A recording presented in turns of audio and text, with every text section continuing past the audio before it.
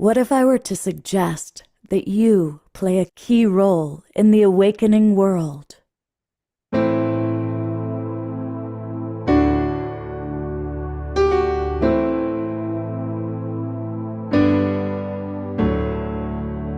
that you are watching this because you have heard the call.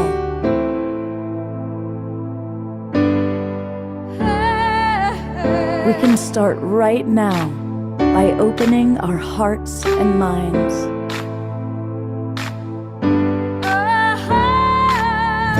Welcome to the awakening world.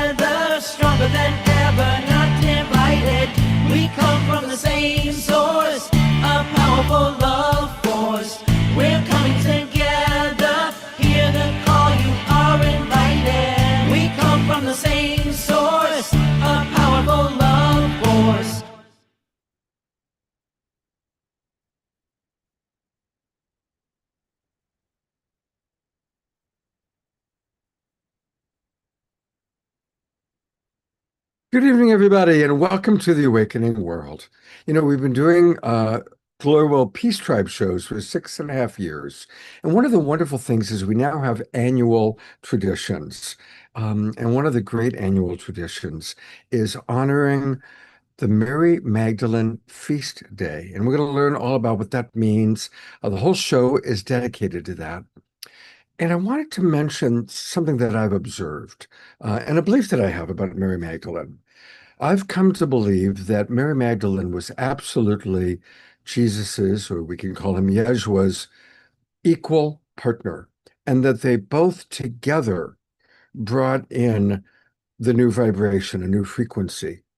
But because we've been living in such a male-dominated paradigm, that literally the divine feminine half of that pair got squashed. I mean, my gosh, the Christian church originally turned her into a prostitute, although thank God they finally have rectified that to some degree. Um, but now, as the rise of the divine feminine is happening on this planet, thank God, because we really need it, I believe that that's why so many people are having direct experiences of Mary Magdalene. So many women that have been on this show are channeling her, getting inspiration from her, having dreams of her. And it's almost as though, just as for 2,000 years, people have been being inspired by Yeshua, now it's balancing out with all this inspiration of Mary Magdalene. So it's an exciting time. That's my own personal perspective about what this all means and what's happening. And my co-host and the person who always co-creates the Magdalene Feast Day is, of course, our beloved Christy Michaels. Welcome back to the Awakening World, Christy. Thank you so much, Scott. Oh my God. I just love how so open-minded you are to all of this and how supportive you've been. So this is incredible. And if you don't mind, before we even take another step further, I always open, and this is a beautiful candle that Anasuya Isaac gave to me with an acknowledgement of the Dark Mother, because it was the Black Madonna that came in a dream that allowed, suddenly the doors flew open after she came in a dream. And I started to get invited in to speak and to do ritual. So I just want to take this moment of sacredness to start by acknowledging her. I can.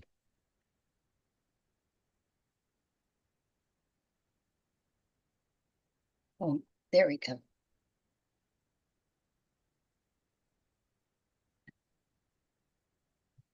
Thank you. Oh, blessed be. And I want to acknowledge we have some wonderful comments that came in from our Zoom room about people's relationships to Mary Magdalene. And it's really, really beautiful how many of you do have relationships with Mary Magdalene. Some of you are still just learning about her. Some of you are intrigued by her. Susan Blomquist writes, I've certainly enjoyed the shows about Mary Magdalene and the various women that come on and talk about her. And our beloved Dana Tomasino shares the same day of being honored, 22. So there you go. And we've got people from all over the United States, England, California, Ecuador. And Janine wrote, I believe Mary Magdalene and Jesus, Yeshua, are twin flames, and that she is also a master. Exactly. Yeah, that's what I believe as well. Jonathan writes, blessings on this Magdalene feast day from Eugene, Oregon. Grateful to be with us. Happy to see you, Christy. And Thank you. so thank you, everybody, for being with us in this room. Thank you, everybody watching on Facebook and YouTube. And, you know, we always start our show with our beloved house musical artist, Omashar, to get us moving and grooving. Yes, Mary Magdalene.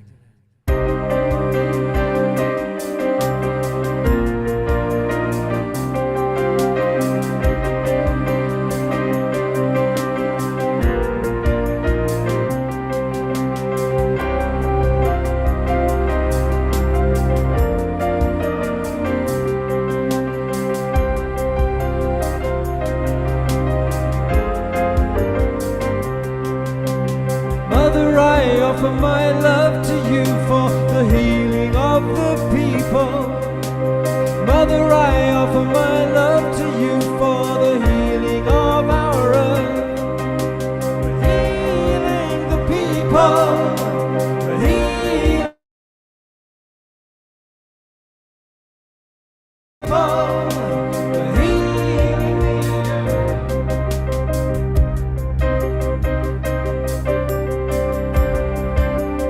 Mother, I offer my thanks to you for the life that I've been given. Mother, I offer my thanks to you for the love that I behold.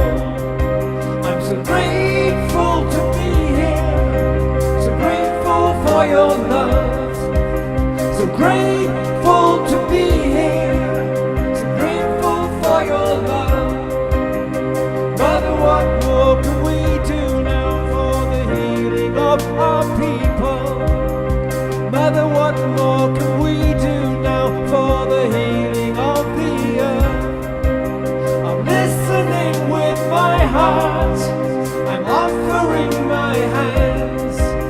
I'm listening with my heart, I'm offering my hands. We're healing the people. We're healing the earth. We're healing the people. We're healing the earth. And I'm so grateful to be here. So grateful for your love. So grateful to be here. So grateful for your love. Mother, I offer my love to you for the healing of the people. Mother, I offer my love to you for the healing of our earth. We're healing the people. We're healing the earth. I'm so grateful to be here and so grateful for your love. And I'm listening with my heart. I'm offering my hands. I'm listening with my heart. And I'm offering my hands. Mother, I offer my love to you. Mother, I offer my love to you. Mother, I offer my love to you for the healing of our earth.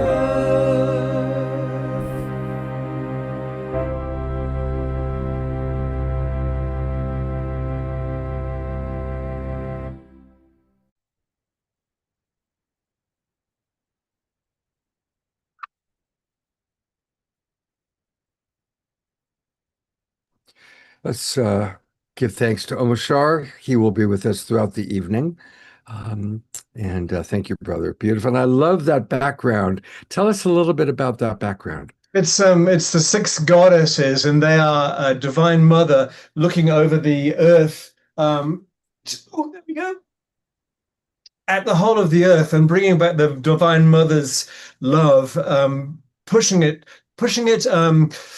let's say, rolling it out again, because I don't think that any of us really know what true love is. When you finally, for me, I do a daily call to the mother, and to help me reacquaint what true love is, not the love that I thought that it was. And it's amazing. It's almost overpowering, because I forgot in my heart truly how to love, Anyway, whatever. That is my representation of that. And I'm so grateful to be here.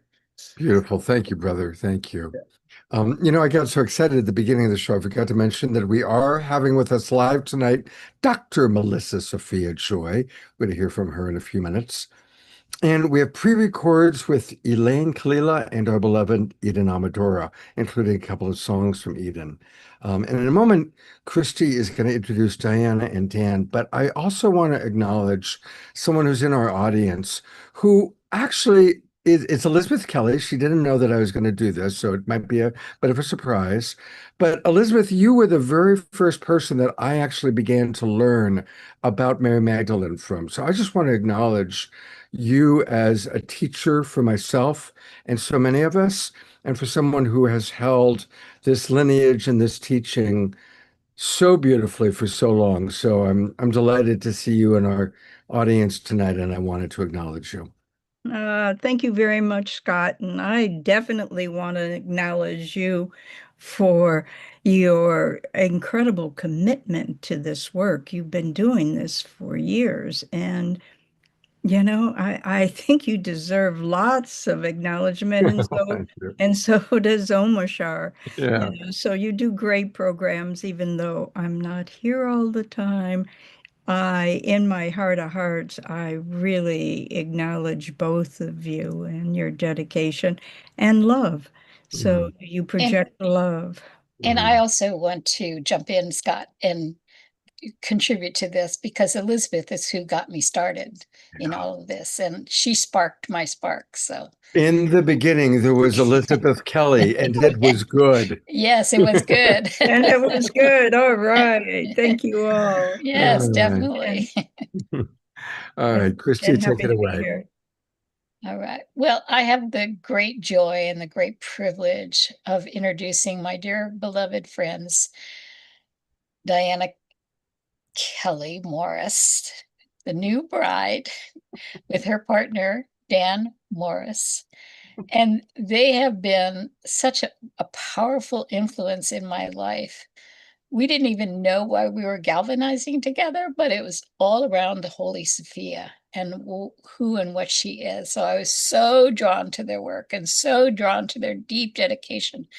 And Dan is the author of a wonderful book called The Divine Spark Within.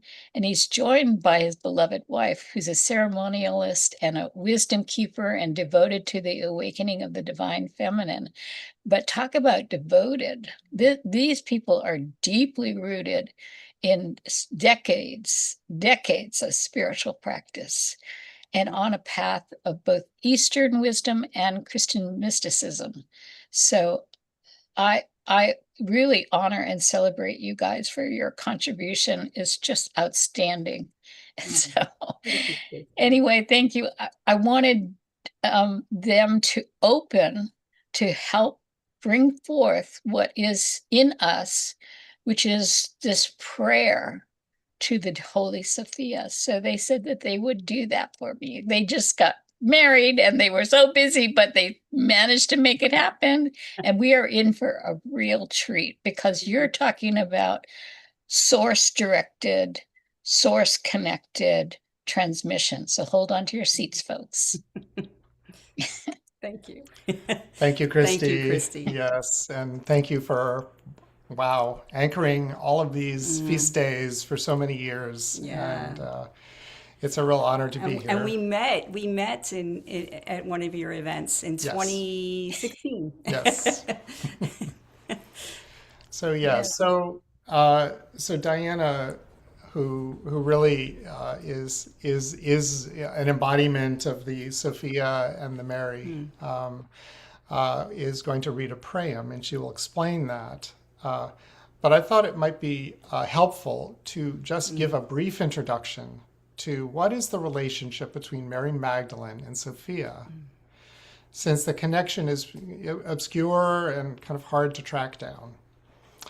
So Christianity, as found in the Bible, has been overwhelmingly dominant when it comes to stories of Jesus and Mary Magdalene.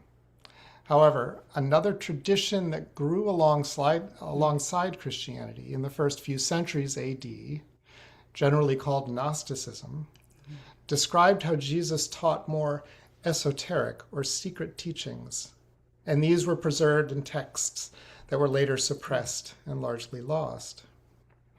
According to several of these Gnostic texts, most notably the 2nd century Gospel of Mary, Mary Magdalene appears to have been a prominent member of Jesus's inner circle and the disciple with whom Jesus shared his deeper teachings. This was written centuries before Pope Gregory I identified Mary as the repentant prostitute.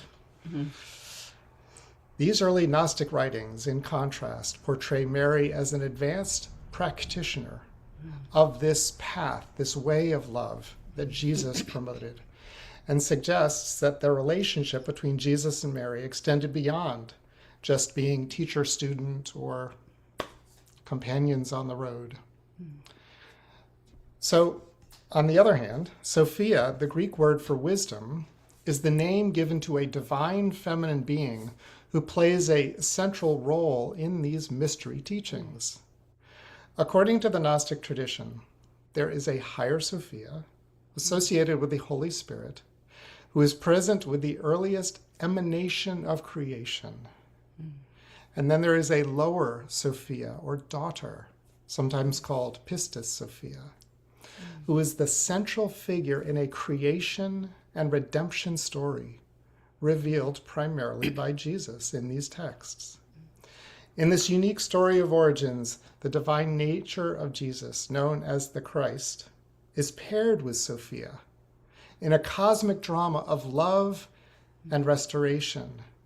And Christ Sophia work together to seed and awaken the divine form within humanity, known as the Anthropos. In the largest of the Gnostic texts, the Pistis Sophia, Mary Magdalene speaks extensively about Sophia, and Jesus praises her as one who has fully grasped these mysteries. He tells her, "Mary, blessed one, whom I will perfect in all mysteries, speak openly. You whose heart is raised to the kingdom of heaven more than all of your brethren." From this, we can see that Mary Magdalene is an embodiment of Holy Sophia. Sophia is the divine mother, and Mary is an astounding example of how we all can step into our divine nature and awaken to our higher potential.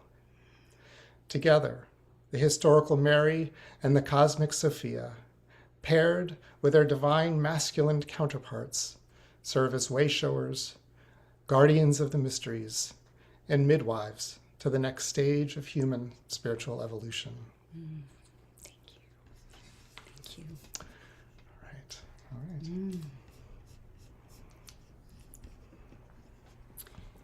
So Diana's going to read, or she's going to recite her prayer and describe that. And I'm going to go play piano as a backdrop to the Yes. to her doing this.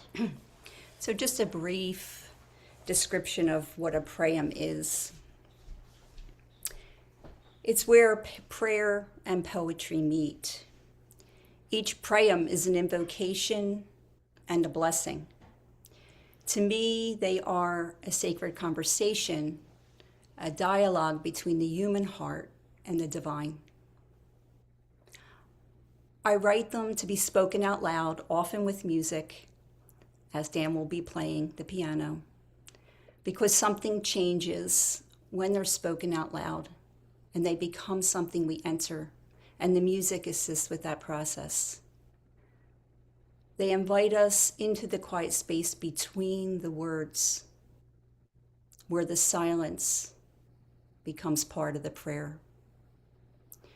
So as I speak and Dan plays, I invite you into that quiet space between words, to listen with your heart and allow the words and the music to work through you, speak to your own soul, and just help you meet the divine within yourself. You may want to close your eyes and just fully receive this transmission.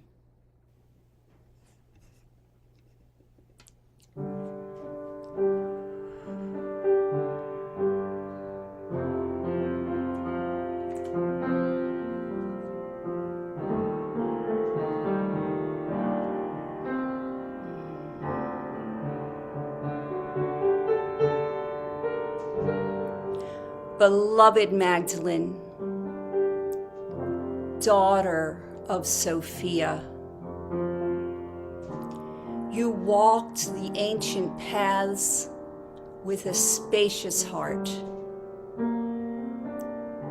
You listened with wisdom.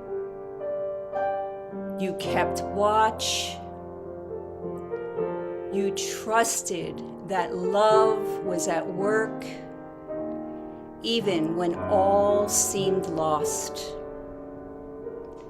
Sophia found a home in you. She whispered through your listening, breathed through your compassion, and wrapped herself in your courage and unwavering devotion. Wisdom came alive in you. You became a teacher, a prophetess, a witness, a living testament that true authority is born through intimacy with the divine, through gnosis. You ask the harder, deeper questions. You welcome the mysteries that can only be fully known by entering them. Your soul became adept at the language of spirit, prophecy and revelation, a daily practice. You became the apostle of the apostles, a witness and a carrier of Christ Sophia. Your voice flowed like a river from the mouth of Holy Sophia. Her wisdom, a steady rhythm, beating your heart with coherent vibrations of love.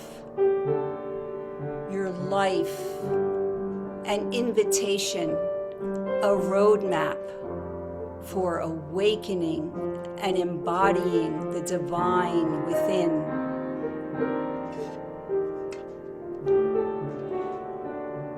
May we remember the world is still waiting for those who trust direct encounter, who speak because love and wisdom are married within them, who remain when others leave, whose authority comes from intimacy with the sacred. Magdalene, may your life remind us that holy wisdom is still calling us, seeking open hearts. May we cultivate the stillness that hears the divine calling us by name. May we each become living vessels, the embodied Sophia, allowing her to think through our minds, to love through our hearts, and serve through our hands, speaking with courage, listening with wonder. May we teach with humility and integrity in the way we live our lives. May we prophesy through our actual presence and the way we meet the world. May we offer ourselves to the quiet, unassuming work of healing, remembering, and awakening until the world once again recognizes her face, the face of Sophia, holy wisdom, walking among us in flesh and bones and blood. Bless us, beloved Magdalene, that we may recognize the Christ Sophia that is calling to each of us. And upon hearing that voice, may we bear witness to the balance of love and holy wisdom that is being birthed in the world now through us. May the human heart and Holy Sophia be welcomed back into relationship once again. Amen.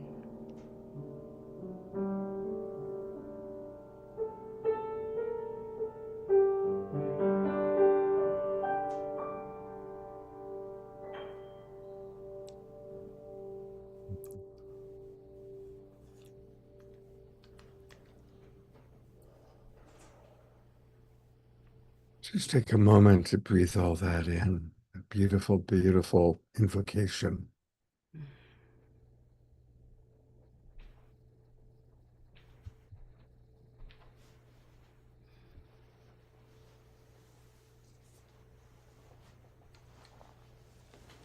For those of you who want to learn more about this incredible lineage of the Holy Sophia and the relationship to the Gnostic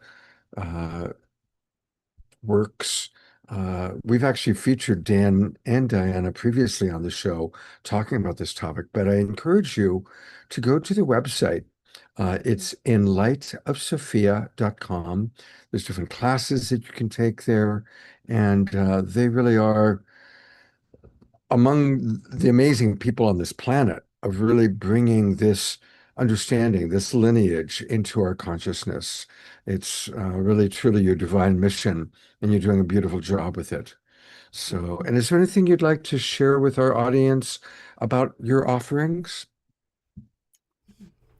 Yeah, just upcoming class in September, and we're really holding space for this work to incubate in us as we bring in some of the teachings and also just the soul work, the depth work, sometimes the grit work that corresponds to the higher embodiment, you know, and the divine work.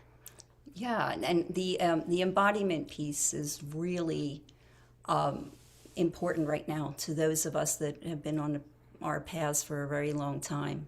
It's something that we have the opportunity to do right now in these times.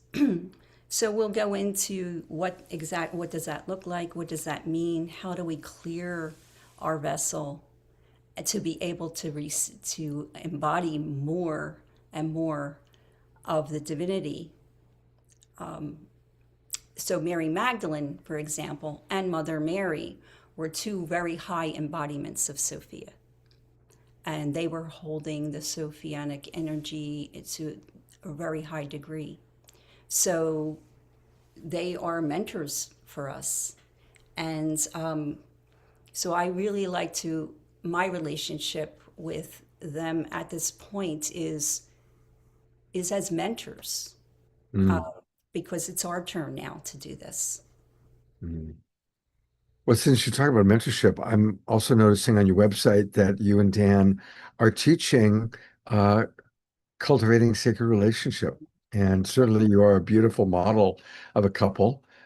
So if any of you are interested in getting coaching and support from them, again, you can find it. You just go to the website inlightofsophia.com and then just click where it says conscious relationships. And I'm imagining or relationship coaching actually is the tab. Um, so thank you both for your amazing devotion and doing this important work. Thank you. Thank you, Scott. Thanks. Yes. Thank you. Beautiful.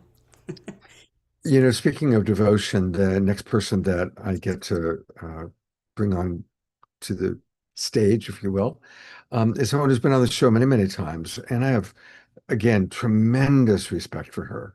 I am talking about Dr. Melissa Sophia Joy. And every time she speaks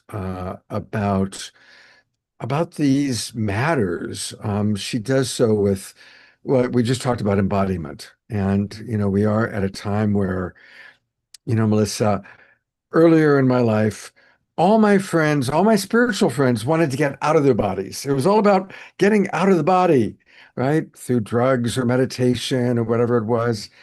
But of course, the teachers now that I really respect, it's all about embodiment, being in the body temple, fully embodying it. And I just want to acknowledge you as somebody who walks the talk and embodies that which you teach. So thank you for being with us. And I'm looking forward to sharing what you have to say with our audience.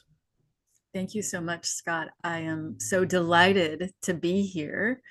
And you know, the preparation for this evening came from a question that actually Christy brought forward, and it was, can you share with the people why you changed your name? And, you know, it can be kind of a small question, but it's a very big answer. So I'll start with that because I've been thinking a lot about that. But then about a quarter of the way through, I'm going to transition. We're going to be opening to a transmission, a channeling from Mary Magdalene. I was just in meditation with her earlier. There was a lot that was coming through. So I'm very excited to see what actually comes through today on her feast day. So the first thing I want to drop into is that what we're talking about here this evening is the embodiment of Sophia.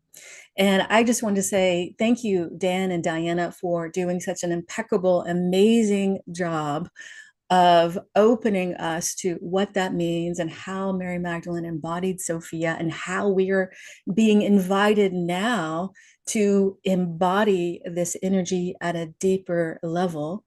And I'm just going to share a little bit about my background and how I got here and how I actually changed my name to Sophia. I have a mystery school called Sophia Healing Academy. Why did I do that and what's up with that? So many years ago, this path opened to me through mystical revelation, multiple levels of mystical revelation. One of the big things that happened to me is that I was awakened in the middle of the night with a vision of Yeshua and Mary Magdalene. They told me it was time to remember and then to share with others what I remember. And at that point, I didn't know what I was going to be remembering. But a few days later, Mary Magdalene started coming to me in my meditations and teaching me this very powerful practice that later on I discovered through more visions and rememberings that I taught as an early Christ teacher before Rome got involved. And, you know, when Mary Magdalene was alive and afterward. So the essence of this teaching helps us to heal, to transform the densities inside of us, whether that be through a somatic contraction or a negative part, program, negative voice. Basically, what I've been shown is that our ego contractions keep us from remembering who we are, remembering that we are divine humans. And so through this process, for myself, what happened first is that I went through years of healing and initiation after one level after another. And as I was coming into a deep understanding of this practice that she shared with me, that I was told used to be called the abiding of the Holy Spirit, and now has been formed for modern day called somatic awakening. As I was actually coming into deeper relationship with that, I went into a meditation retreat, a multi-day meditation retreat, totally silent, many hours of meditation per day. And my primary intention was to bring this work, which is connected to how we connect to our higher self, how the divine flows through our higher self, and bring that into the depths of our shadow that keeps us from remembering who we truly are. So by the afternoon of the first day, I was deep in my shadow work. Like everything you can imagine from this lifetime was coming up like left and right and left and right. But fortunately, I also had the support of Mary Magdalene, of Mother Mary, of Yeshua being there, supporting me, guiding me, saying, okay, open this way, bring this in, transform it that way, hold the love here, hold more love here. And it just kept on going day after day after day. And by the last full day, I had gotten to the place where I was no longer working with information and density from this lifetime. That had shifted days prior. But what was going on now is that I was working with the densest energy you could possibly imagine that was connected to multiple past lives. It was also connected to collective consciousness. And I had been doing this work for hours and hours and hours, for days and days on end, and I was about to crack. Like literally, it felt like my psyche was about to crack. I could not handle it anymore because it was the densest material you can imagine, like the most intense trauma, victimization, pain, torture, all these things that not only myself, but many of us have experienced. And so right when I was getting ready to give up, right when I could not handle any more, what happened was that the deep darkness was shattered in this huge, brilliant white light started pouring into me from the depths of my pelvis, from my soul, from my womb, and it filled my awareness. And this huge booming female voice said, I am here. I have always been here, and I have always loved you, and I will love you forever and ever. Amen. And at that moment, not only did I hear the words, I felt the words, and my being completely transformed. As you can imagine, I was completely bawling. And I had moved to the deepest level of surrender that I could possibly ever imagine, because now I knew that the divine was within. And as I started integrating this totally life-changing experience more and more, I started coming more and more into intimate contact with the divine coming from within me, the Sophia energy coming from within me. And because my experience with Sophia is very intimate, it's very personal, it's coming from visions, I like to speak from that experience versus what I've read. That's a beautiful thing, to dive into the Gospels and the Gnostic Gospels, and they hold so much. But from this personal experience, I realized there was nothing that could shake that empowered grounding to know that the divine is within me. And as I unfolded more and more into this experience, I could feel through resonance and through understanding and through vision that the divine is within all of us.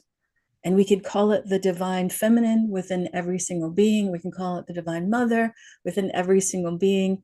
And Sophia, to me, is the name of divine mother, but she has many names. So it doesn't really matter from what I have been shown, because she is within all of us. She loves us eternally, on and on and on and on. However, in order to make contact with her at this deep level inside of us, we have to transform. not because we're not good enough, but because the voices of not good enough say that we don't have the ability to make that contact. The ego, in its actual core, believes that we are separate. So we have to do enough work to actually transform, to soften, to allow, to dissolve the density so that we can awaken to more experiences of divine consciousness. I don't believe that we awaken once, amen. I think some people do, very few, but some people do. But mostly we have many, many, many different awakening experiences, or we come into this connection with the divine. For instance, we understand, feel, sense the divine talking to us. We can feel the divine. We understand that we are all one with the divine. Those type of experiences, as we build more and more, then we move into the embodiment that Diana was talking about. This embodiment of the divine frequency living through us, so that we are both human, because the human existence doesn't leave, but we also know that we are divine. It is the true essence of Hieros Gamos, the true sacred union, not just from externally, but from within. And this is what I teach. I teach many levels of healing and awakening, but ultimately it's all about moving into this embodiment work, this deep, deep, deep understanding, knowing, feeling, sensing, having what I call the clairgnosis, the intuitive knowing of the divine within us. So I have a feeling that Mary Magdalene is going to be talking about that this evening on some level. So let's go ahead and switch gears. And so I always set up, even though we've had an invocation that Diana so beautifully said, I'm going to do just a little bit of an energetic invocation here for us to get us set up, and then we'll begin. And it's going to be a pretty short channeling today. So I'm going to take a quick sip of water. If you're thirsty at all, I invite you to drink, because being hydrated really helps you receive the energy.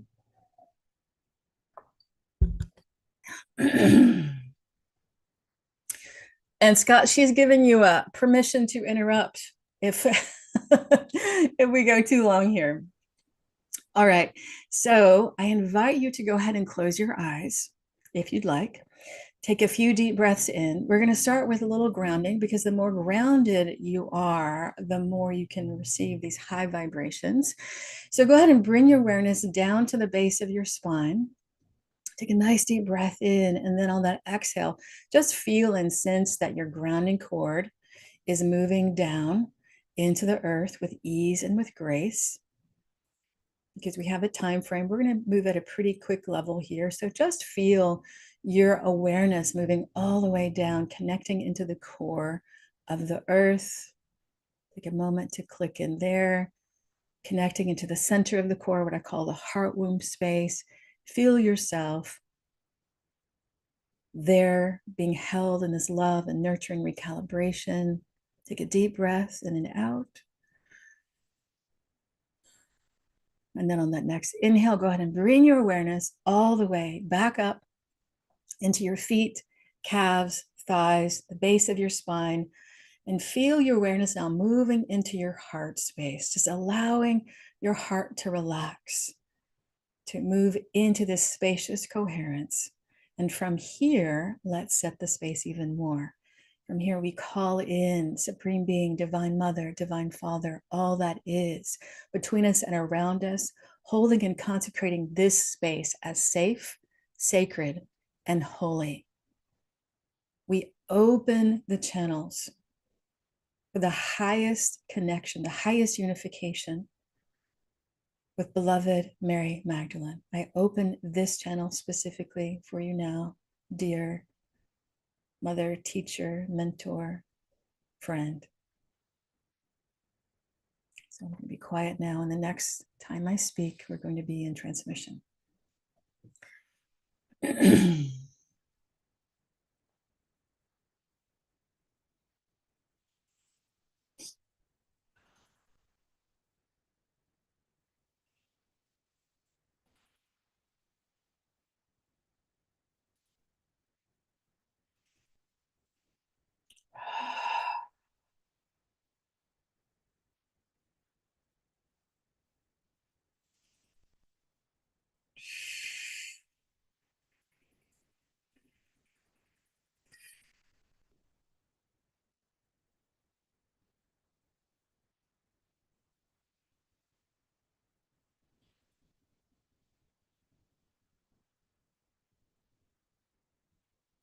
Beloved, I am here. The first thing I want you to know is that I am with you, each one of you, individually, whether you're here live or watching later. I am here, right here with you. I invite you to feel me and my support of you. For those of you who say yes to this alignment, my support of your life, my support of your heart, of your healing, your evolution, your awakening, and your embodiment. Many of you are so deeply connected. You have been living in alignment with your soul, connecting to your soul mission, whether that is through some of you, I perceive, coming into connection with your soul mission right now, whatever that is. That does not mean that it has to be something doing. It is a vibration. Connecting with your soul mission, living your soul mission, executing your soul mission. And I want to talk most now to those who have been deeply committed over years, over lifetimes. Beloved, you are all in a very fast-moving river of evolution of humanity. You know this. It continues to move faster and faster and faster every year. Some of you have been giving and giving and giving, so much so that it can feel like you're rolling a boulder up a hill, working so hard, giving so much of yourself to this evolution, to your own consciousness, your own healing, your own transformation, and to the world. And to you especially, I have a message, and it is this. This point in time, this juncture of this divine awareness that you have lived, that you have awakened to, that you are opening to, and this intention of bringing it to the world, however you do that, and all the intentions that you've been holding,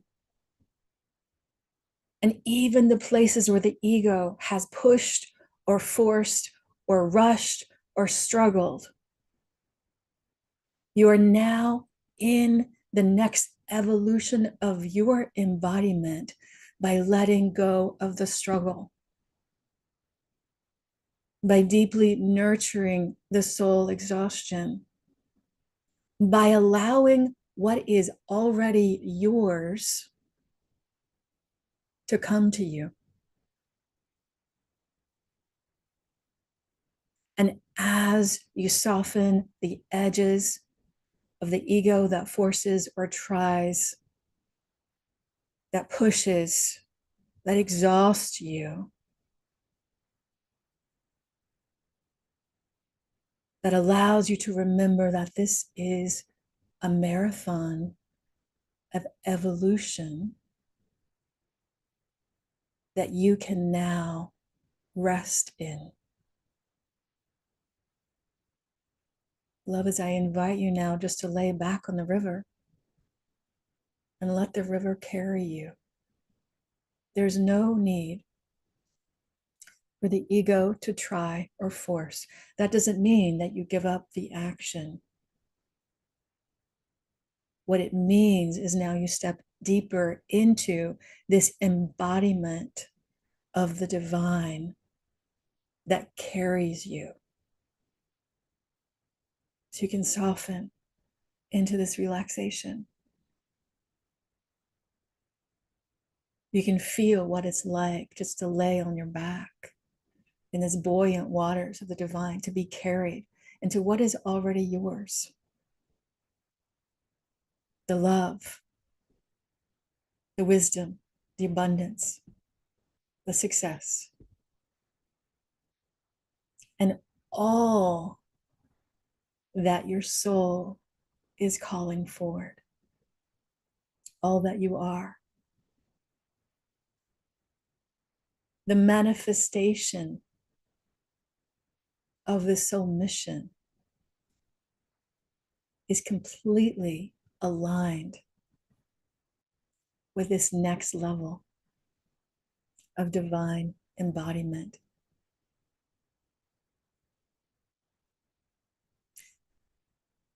So in order to do so, I want to say one more thing, and that is to look, to be with, to come into partnership with, from a divine perspective, relationship with that which still pushes, that which still forces, that which believes it's still in charge.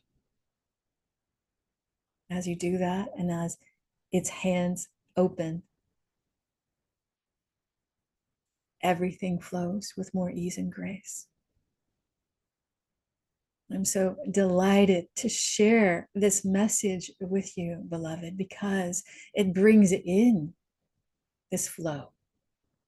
It allows you not only to be in more ease, but also it allows you to step more into your powerful divine embodiment so that you can live the light of your soul and your spirit, can be a beacon, a full beacon to those around you and to yourself, so that you can be a tower.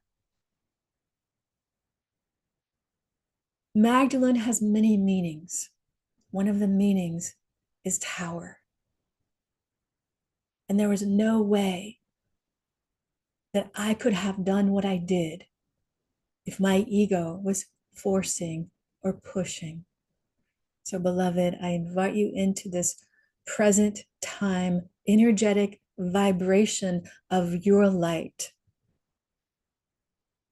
The parts of you that are already divine, that are already shining, that are a beacon, that are a tower to yourself and to the people around you, to your friends, your family, your community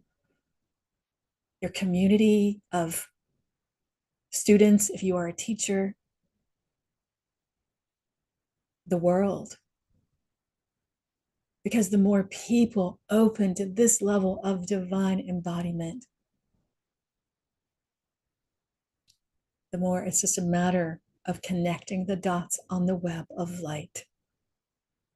Each light, the divine remembered and human form.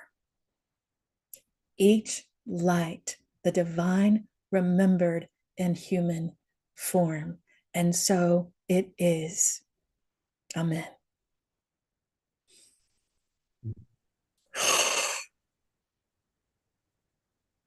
To go to gallery view and give Dr. Melissa a chance to come back into her body. And I actually want to show people her beautiful, beautiful website. And there's some really wonderful gifts here for us. Her website is somatic-awakening.com. Somatic-awakening.com. And I encourage everybody to go there right now and put in your name and your email address, as she's got 4 golden keys to healing, which is a gift that she provides. It's an ebook, so as soon as you do that, you immediately get it and you can download it. And Dr. Melissa, are you back I in am your back. body? I am back. So tell us a little bit about this beautiful gift you're giving to us. Absolutely. So the first thing I want to say is I actually have 2 websites. It can be kind of confusing. Somatic-Awakening is my healing practice. I'm a naturopathic doctor, mind, body, spirit specialist. I do a lot of somatic awakening with people. And then Sophia Healing Academy is my mystery school. And the ebook was the first edition of me writing about somatic awakening. And so you really get a taste of what this work is. I actually am in the process of writing another book for publication with many, many chapters, but this is a good first taste. I also have a lot of meditations and writings on sophiahealingacademy.com if you are interested in going deeper. And then I also shared with Scott earlier, I have a Magdalene activation series that I did last year. I love doing it. It was so powerful, where there were 6 videos, and each video highlights an aspect of my relationship and what I have learned about Mary Magdalene's teachings in the world. And this link that Scott's getting ready to share, it actually links you with the first video. And then once you connect to that, then it naturally takes you to the next and next and next video. And it's such a Have you ever sent experience. That was me just pulling up your YouTube channel. So here they are. I put it into the chat box, but for those of you who are watching on Facebook and YouTube, if you go to YouTube and probably if you put in the search bar Dr. Melissa Sophia Joy, then it's going to pop up. And here it is, day 1. This is the best way to start, correct? Yes, day 1 is the best way to start. Yeah. Okay. And I'm definitely thank you very much. Right off the bat, of course. Yeah. And the other website that she had talked about, which is the Sophia, just SophiaHealingAcademy.com, SophiaHealingAcademy.com. And that's where you can learn. You also get the free ebook there too. So that's great. I already did that. Just hit the there we go. There we go. Yeah. Yeah, so this, of course, is very much in alignment with what we're talking about tonight and what we're doing. And is there any particular space here you want to show people, want me to take people to? Actually, it's still in the making, but I will tell you what's going on behind the scenes right now. We're very, very busy over here. We're actually creating a membership called the Circle of Remembering, which I love that name because that's exactly what we're going to be doing. And that's going to be launched in September. There'll be several different ways you can get connected to that, a wisdom class, and many different ways. So if you get on my newsletter list, then you'll be abreast of that. And it's basically a membership that really helps people saturate in this work. And I have specifically priced it in a way so that almost everyone will be able to take advantage of this deep work that has come through Mary Magdalene, but also has multiple different layers of it that is connected to present day healing, because I've been a naturopathic doctor and mind body spirit specialist for 26 years now. I'm aging myself. But yeah, that's going to be coming up in September, the Circle of Remembering. Okay, so when you go to her website, scroll all the way down to the bottom, click contact, or at the top, click contact, and that's how you can put your name and email address in. I want to join. And definitely make sure you put your email address in, or give her your email address so you can stay updated on all the wonderful things that Dr. Melissa Sophia Joy is doing. Thank you for that beautiful channeling. Thank you for the beautiful awareness that you're bringing to us. And we're going to play a song that really fits with what we just experienced from her. Our beloved friend Eden Amadora was originally going to be the co-host for tonight's show. And she's actually down in Los Angeles right now, even as we speak, where she is negotiating to have her own television show. So I won't say any more than that. Hopefully we'll make a big announcement on the Awakening World about it soon. But that's why she wasn't able to join us tonight. And that kind of came up very spontaneously. But we all know Eden. And we're going to play tonight two of her songs, one now and one a little bit later. So this is a good chance to get up, move to her music. And this is a perfect song. Those of you that are regulars are remembering it. It's She Rises.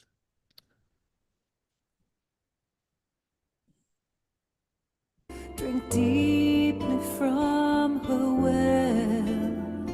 She rises from the darkness to break an ancient spell.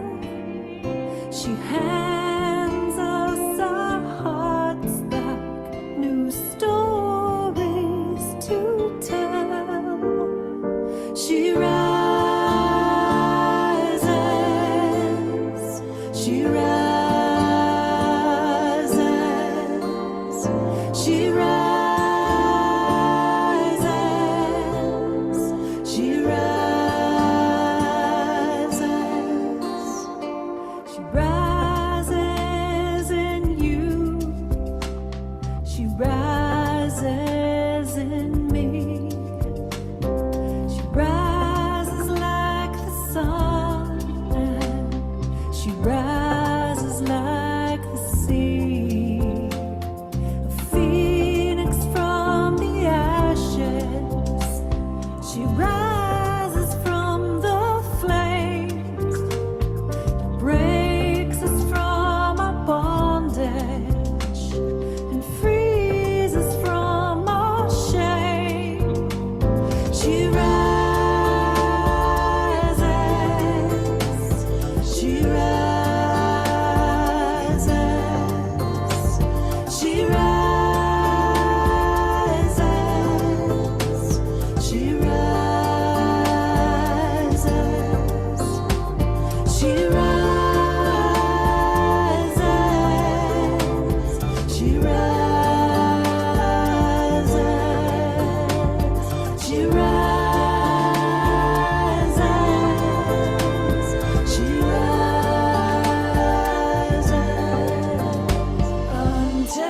untethered and free, untethered and free, untethered and free.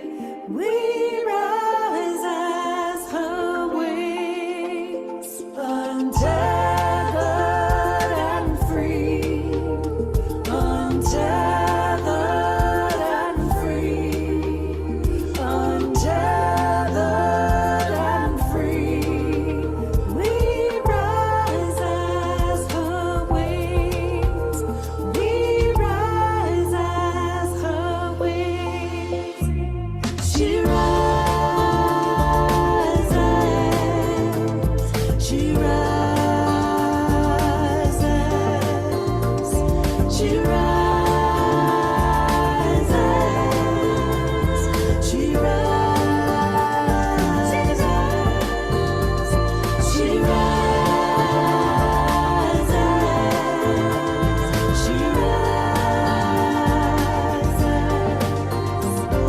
she rises, she rises, she rises up, she rises, she rises, she rises up, she rises in our truth, she rises, she rises.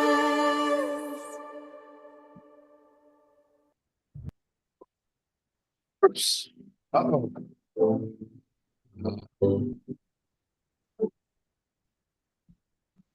I've held on too tight for too long, trying to control where I be.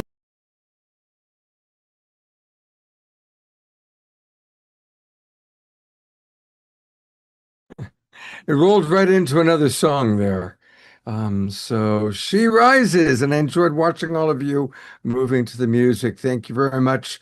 Beloveds, Dia, Melissa, Bonnie, Lorna, Elizabeth, all of you who were rising. Thank you so much. And we are going to turn it over now to our beloved Christy to keep moving us forward. So much, Melissa. That was quite extraordinary. You know, you could just, even the first words of Magdalene spoke, the energetic of it. I just felt my whole heart soften, my whole heart open. So I'm so deeply, because it takes the vessel that you are to allow that kind of embodied energetic to come through. And that is what is so precious. So thank you, my beloved sister, for doing that. And I think actually, Scott, you're going to be doing That's the next, right. That's right. Well, the you know what? I next, couldn't. because, well, you know, the thing is, it's wonderful because these beautiful women like Eden and Elaine are now, they also are really dear friends of Scott's. So Scott did an awesome job. You know, Elaine is in Glastonbury. So take it away, Scott. Your interview with her was outstanding. So I'm really looking forward to seeing it again. Yeah, so this is an interview that I did on Monday. And as you're going to see, we're going to hear a beautiful story about Elaine Kalila coming to us from Glastonbury. And we're going to learn all about her history with Mary Magdalene and Glastonbury. That's an extraordinary story. For those of you who don't know Elaine Kalila, she is quite the goddess, quite the priestess, and she could read the yellow pages and make it interesting. She's just got such a beautiful voice and way about her. So here we go. Let's all go to Glastonbury together right now. This is really exciting. We are with Elaine Kalila, who's coming to us from Glastonbury, England, which when I've been to Glastonbury, it's always been some of my most profound moments. And I'm sure this is true for many of you who've had the good fortune to be there. So welcome to our program again. It's always a pleasure to have you with us. And of course, tell us, what does Mary Magdalene mean to you? And is there anything, as you carry the Glastonbury energy to us, that you'd like to share? Yeah. Wow. Well, what an honor to be here. Thank you for the invitation, Scott. And Glastonbury is one of my favorite places on the planet, also known as Avalon, where the veils, the mists part, and it's an incredibly powerful land here. And I've been coming here every year for the last 15 years. I'm originally from the UK. I now live in the US, but has to be one of my top places on the planet. And this place really holds the energy of Mary Magdalene for me. Obviously, there are many spots on the planet, including obviously France and Scotland, which I'm about to go to, by the way. I'm leaving tomorrow on a pilgrimage to Scotland. But there's this power that's in the land here. And there are two springs that run through Glastonbury. One's called the Red Spring, and it's the home of the mother. And it literally comes out of the earth as red iron oxide, and everything around it turns red. And right next door is the White Spring, which is understood to be the masculine energy, the Christ energy, if you will, the Magdalene and the Christ. And the two ley lines that run through Glastonbury are known as the Michael and Mary ley lines, and they actually run from deep, deep south in Cornwall all the way up through Somerset over to East Anglia. So it's a power spot, right? So 15 years ago, I was here on a personal pilgrimage at that time, and I was staying in the Chalice Well Gardens, which is an incredibly sacred space where they tend the waters. And, you know, if we think back through history, or what I should call her story, there have always been the Grail Maidens, the Chalice Maidens, the ones who were the priestesses of the waters, right? The priestesses who tended the waters to keep them sweet, and waters we understand to carry our prayers and our blessings, to amplify that onto the planet, but also where we come to receive healing, right? We think about the healing waters all over the world where people come for miracles. So that is what the Chalice Well Gardens are. Well, I had my own miracle happen at the Chalice Well Gardens. I was up one morning very, very early, around, I don't know, 5 a.m. It was just, the light was just coming up, and the birds were singing in this way that they do in the English countryside that's just sublime. And I was sitting right where the wellhead is, and it's got a beautiful sacred geometry of a Vesica Pisces on the well lid. And I was in meditation, and I had my eyes closed, and I was just in a deep reverie. And in the corner of my eye, I saw this image of a woman dressed in a red robe, and I intuitively knew as soon as I saw her that it was Mary Magdalene. Now, remember this, at this time, I didn't really have consciously a lot of reference point for this Mary Magdalene, because 15 years ago, she was just beginning to come into the cultural zeitgeist, into our collective consciousness, with the Da Vinci codes and with, you know, some of this other material, and with the church actually recognizing her as the apostle of the apostles. So before that, she had been really, really hidden, right? And so I didn't question it at all, because I knew better than to get into my mind. And what happened was I went into this visionary space where Mary Magdalene took me in first to the Chalice Well Gardens, which are beautiful gardens, and then it morphed and became the Gardens of Gethsemane, which I, at the time, could not remember what happened there, but it was a very significant place, as you probably all know. And in the Gardens of Gethsemane, I was led by her, and in front of us appeared Yeshua, and he was holding this beautiful golden chalice, and there was this light streaming from above, like the Sophia light shining into the chalice. And Magdalene in her red robes, he was in white and she was in red, just like the red and white spring, right? And she went and he held the chalice together in their hands. So they were holding one to each side. And this light was crystalline white light was pulsing from them. And I was completely transfixed in the vision, barely able to breathe, because I was just like, what am I even seeing? And I heard the words, "Do you vow to walk as love, beloved?" And I heard these words and I didn't skip a beat. I said yes. And I had no idea what that meant.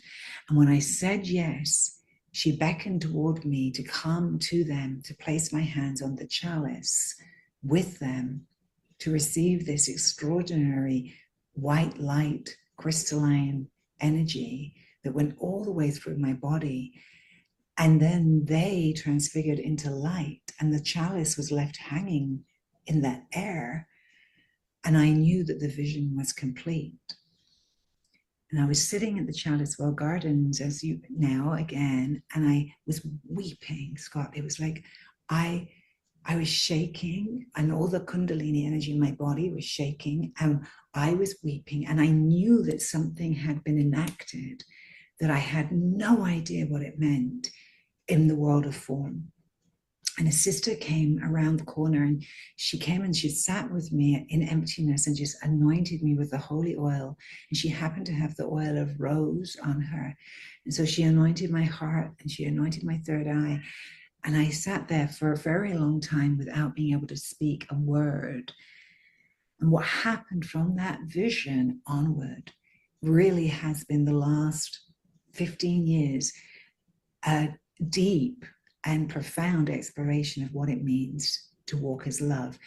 And I can tell you that that has been one of the biggest initiations of my life, to say yes to walking as love, because what I didn't realize, and I have only found out through the practice of it, is that really when you vow to walk as love, you're vowing to come into a process of deep self-contemplation and reflection as to what love actually is, and when you are coming from love and when you are not. And what I can tell you is, much to my complete horror, what I discovered in true contemplation was just how unloving I was. Oh. Yeah. Well, first of all, what a beautiful, beautiful story. And I'm so grateful to learn that about you. And let's just stay with that for a moment then. So you, of course, after making that beautiful vow and Yeah.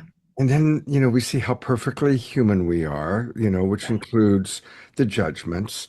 And I had a similar experience in my life where I kind of woke up to how judgmental I was, so I get that one.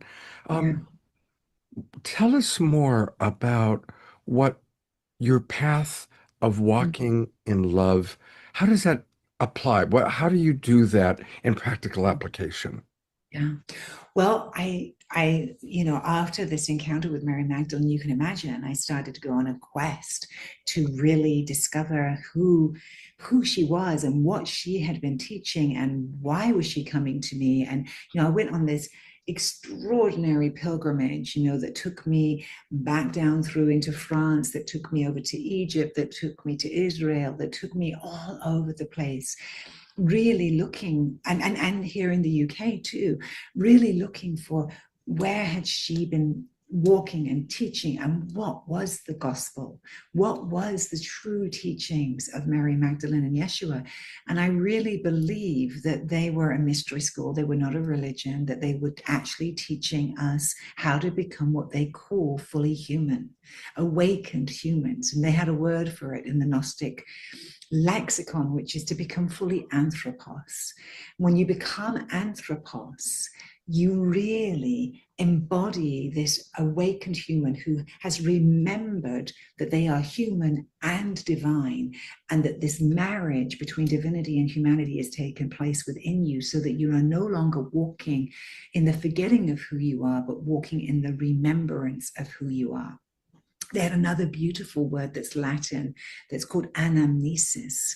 And anamnesis means to remember the truth of who we are as divine beings. Now, this is where we get into the story of what has happened, which is, I truly believe that the teachings of Mary Magdalene and Yeshua, because they taught together, by the way, she was not his disciple. They were co-partners. They were a bonded pair. I believe they were married. I believe that they did have offspring. That's a whole nother conversation. But they were seeding this way of love 2,000 years ago. And at the heart of it is the remembrance that we are not born evil, that we are not born sinners, which is what the Christian church later made the creed of, right? That's their dogma, is that we have to redeem ourselves, and we can only go to heaven if we redeem ourselves through Jesus Christ, through a priest, and that's the only way we reach heaven. Well, I really believe that the way of love says, no, the Garden of Eden lives here. Yes. We are already divine. We've just forgotten it. And that is really the myth at the center of early Christianity, is the divine Sophia myth, right? That was the myth. The mystery schools of ancient Greece were into this myth of Sophia, the Pistis Sophia. And this was at the same time, this idea that we've been separated from our divine nature when we come into form, and that by dearth of that, we forget who we are, and that our lives are spent remembering. And the way that we remember is through our humanity. It's not through negating our humanity and trying to get to our divinity, which is what we're told by the church. We're meant to transcend our evil, ignorant humanness, right? And access the God, right? No, it's actually something profoundly more beautiful, which is the act of being human is profoundly vulnerable, profoundly flawed, profoundly imperfect. And every single day we have a choice about who we choose to be. And that choice is yours alone. There is no dogma that can, the 10 Commandments, who cares? No, it's about you knowing in your heart whether you are coming from love or not. And in order for us to do that, we have to first love ourselves, which means loving all the parts of ourselves that are judgmental and hateful, that project, that blame, that are envious, that are jealous, that are rageful, that are unkind, that are selfish, you name it. All those parts, instead of being punished for being that, the way of love would say through Magdalene, my darling, your job is to love those parts of yourself. Yes. Because in loving those parts of ourselves, we actually bring that divine love into human form, because unconditional love is divine love. And its ability is to be able to love all of the light and all of the shadow. So instead of going, oh, I did that thing that was really unkind, and now I'm going to beat myself up about being really unkind, I'm going to hold myself and inquire, what motivated me to be so unkind to that person? What was it that pushed me into that unkindness? And can I have compassion for the part of me that was tired and irritable? And can I choose to hold myself to account, to make amends to whatever it is that I was out of line with? You know, the original meaning of the word sin was to miss the mark. Right. It's an archery term. It is. It's to miss the mark. And when we miss the mark, we're out of love. We wobble out of love. When we think about love, and this is the current teaching that I'm actually working in, and the body of work that I'm really inspired by, is that love is not actually a feeling, it's a frequency. Yes. And when we're in the frequency of love, we are literally vibrating at a different frequency than when we're not. And we know this through all the work that they've done at HeartMath, through all the work that they've done through studying how we can shift frequencies, right? Through sound healing, through all of the different vibrational healing techniques that we now know about, essential oils, sound healing, touch, all have the ability to raise our frequency. And this idea that love is not just a feeling, but actually a frequency that we can entrain ourselves to live in. In other words, we can start to recognize it in terms of how it feels, yes, in our body, not just as a feeling, but as sensation. You know, we often hear people talk about love being like, oh, I feel light, or I feel my warmth in my heart, or I feel so open, or I feel so free. I feel so like it's flowing. I feel the generosity of the world, right? That's the love frequency. Yes. And we've known about this. We know about this. It's not like it's something new. But what's really the great challenge is that everything that is that simple is actually profoundly difficult to master. And the truth is that the way of love means that we need to cultivate this frequency within our own bodies, and we need to know how to do that. We need to have practices to cultivate the frequency, and we need to recognize when we're no longer in it so that we can return to it. And when we're no longer in it, the biggest piece is to not go into a process of self-blame or self-negation, because that takes us further out of the frequency of love. And it's not that we don't hold ourselves to account, Scott, because we do. And being accountable is very, very important in this path, because I am accountable to my higher power. I'm accountable to the divine within me. I am not accountable to anything outside of me. It is me with me. And it's taken me a very long time to really soften myself, to recognize the places inside of myself that I have judged and hated and loathed and pushed away. And the journey is to bring all of that into consciousness, because to be an awakened human means to recognize that we're everything. Whatever I see in you, whatever it is that I'm irritated with in you, it has its origins in me. If I have eyes to see it in you, then it lives in me. Yes, absolutely. There's only one of us here. Right. Oh, and I'll tell you a little joke about that. My beloved, who is very, very funny, said to me when he first met me, and I would say, there's only one of us here. He turned to me and he said, well, if there's only one of us here, darling, it might as well be me. That's good. So you can use that one. Feel free. I will use that one. That's good. Quite a funny one. Yeah, that's beautiful. And so much of what you're saying, I really love it. It's always wonderful hearing teachings from a different point of view that's all the same in a sense of what we're learning about that love is a frequency, and learning to love all the different children that live inside of us. And we love all of our children, even though, we recognize that each child has certain behaviors that, have hurtful consequences, but we still love the child. Um, my motto is how perfectly human, because we all are perfectly human. And that's my motto. Exactly. Yeah. Exactly.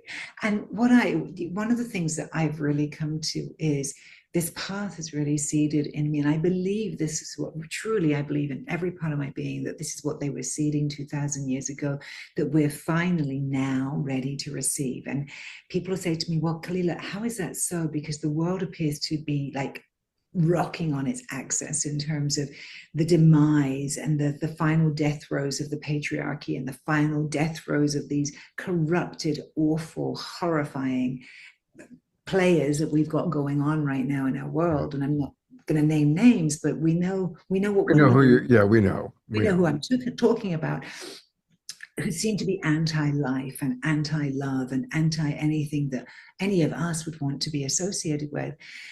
And what I would say on this feast day of Mary Magdalene, on this potent day of her, of recognition of her, what we're really being called to recognize is, yes, we're going through a dark night of the soul. This is true.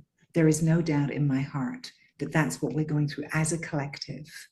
However, what's also real is that in the darkest night, in the darkest hour, that is when the light appears.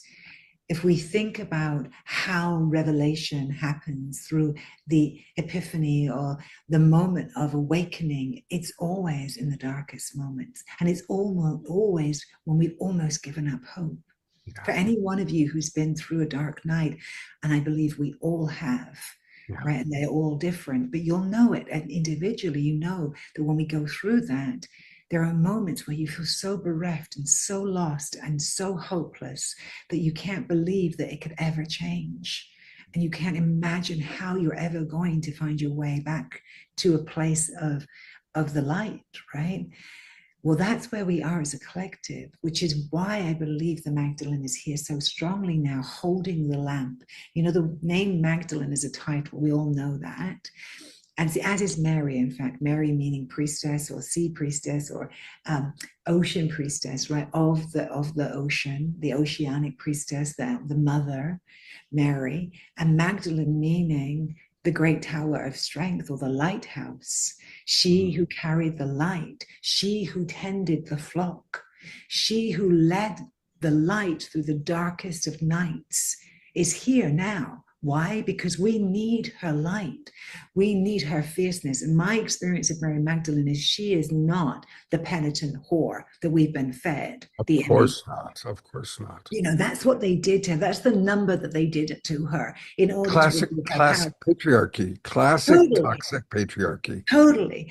Who she is a powerful, extraordinarily fiery, compassionate, tender, wild energy, in my experience, is of her being kind of bossy and intense. Like she's not somebody, an energy that we don't recognize when she's coming through us. And what I really believe is happening is we've had Mary Magdalene, the woman, we have her story. She was a real woman and she really left a legacy for us.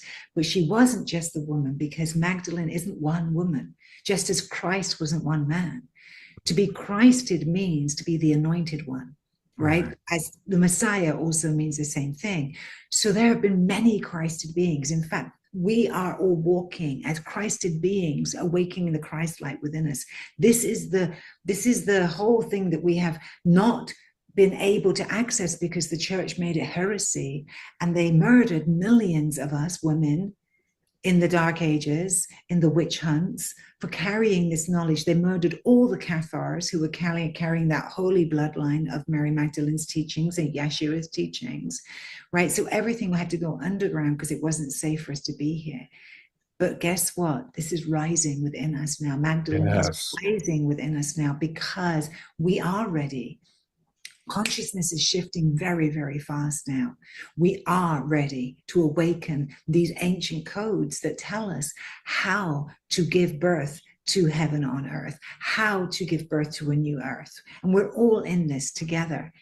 We don't give birth to a new earth by pretending the old one doesn't exist. That is the gift that Mary Magdalene gives us. She was a miraphor, and a miraphor is known as one who tends through anointing and helping those who are passing over, pass over. You know, the one story that's present in all the canonical gospels, Matthew, Mark, Luke, and John, right? There's many more gospels out there, my darlings, that are the Right. ones. The But Gospel of Thomas, the right, Gospel. Philip, the Gospel of Mary, all of the rest of it.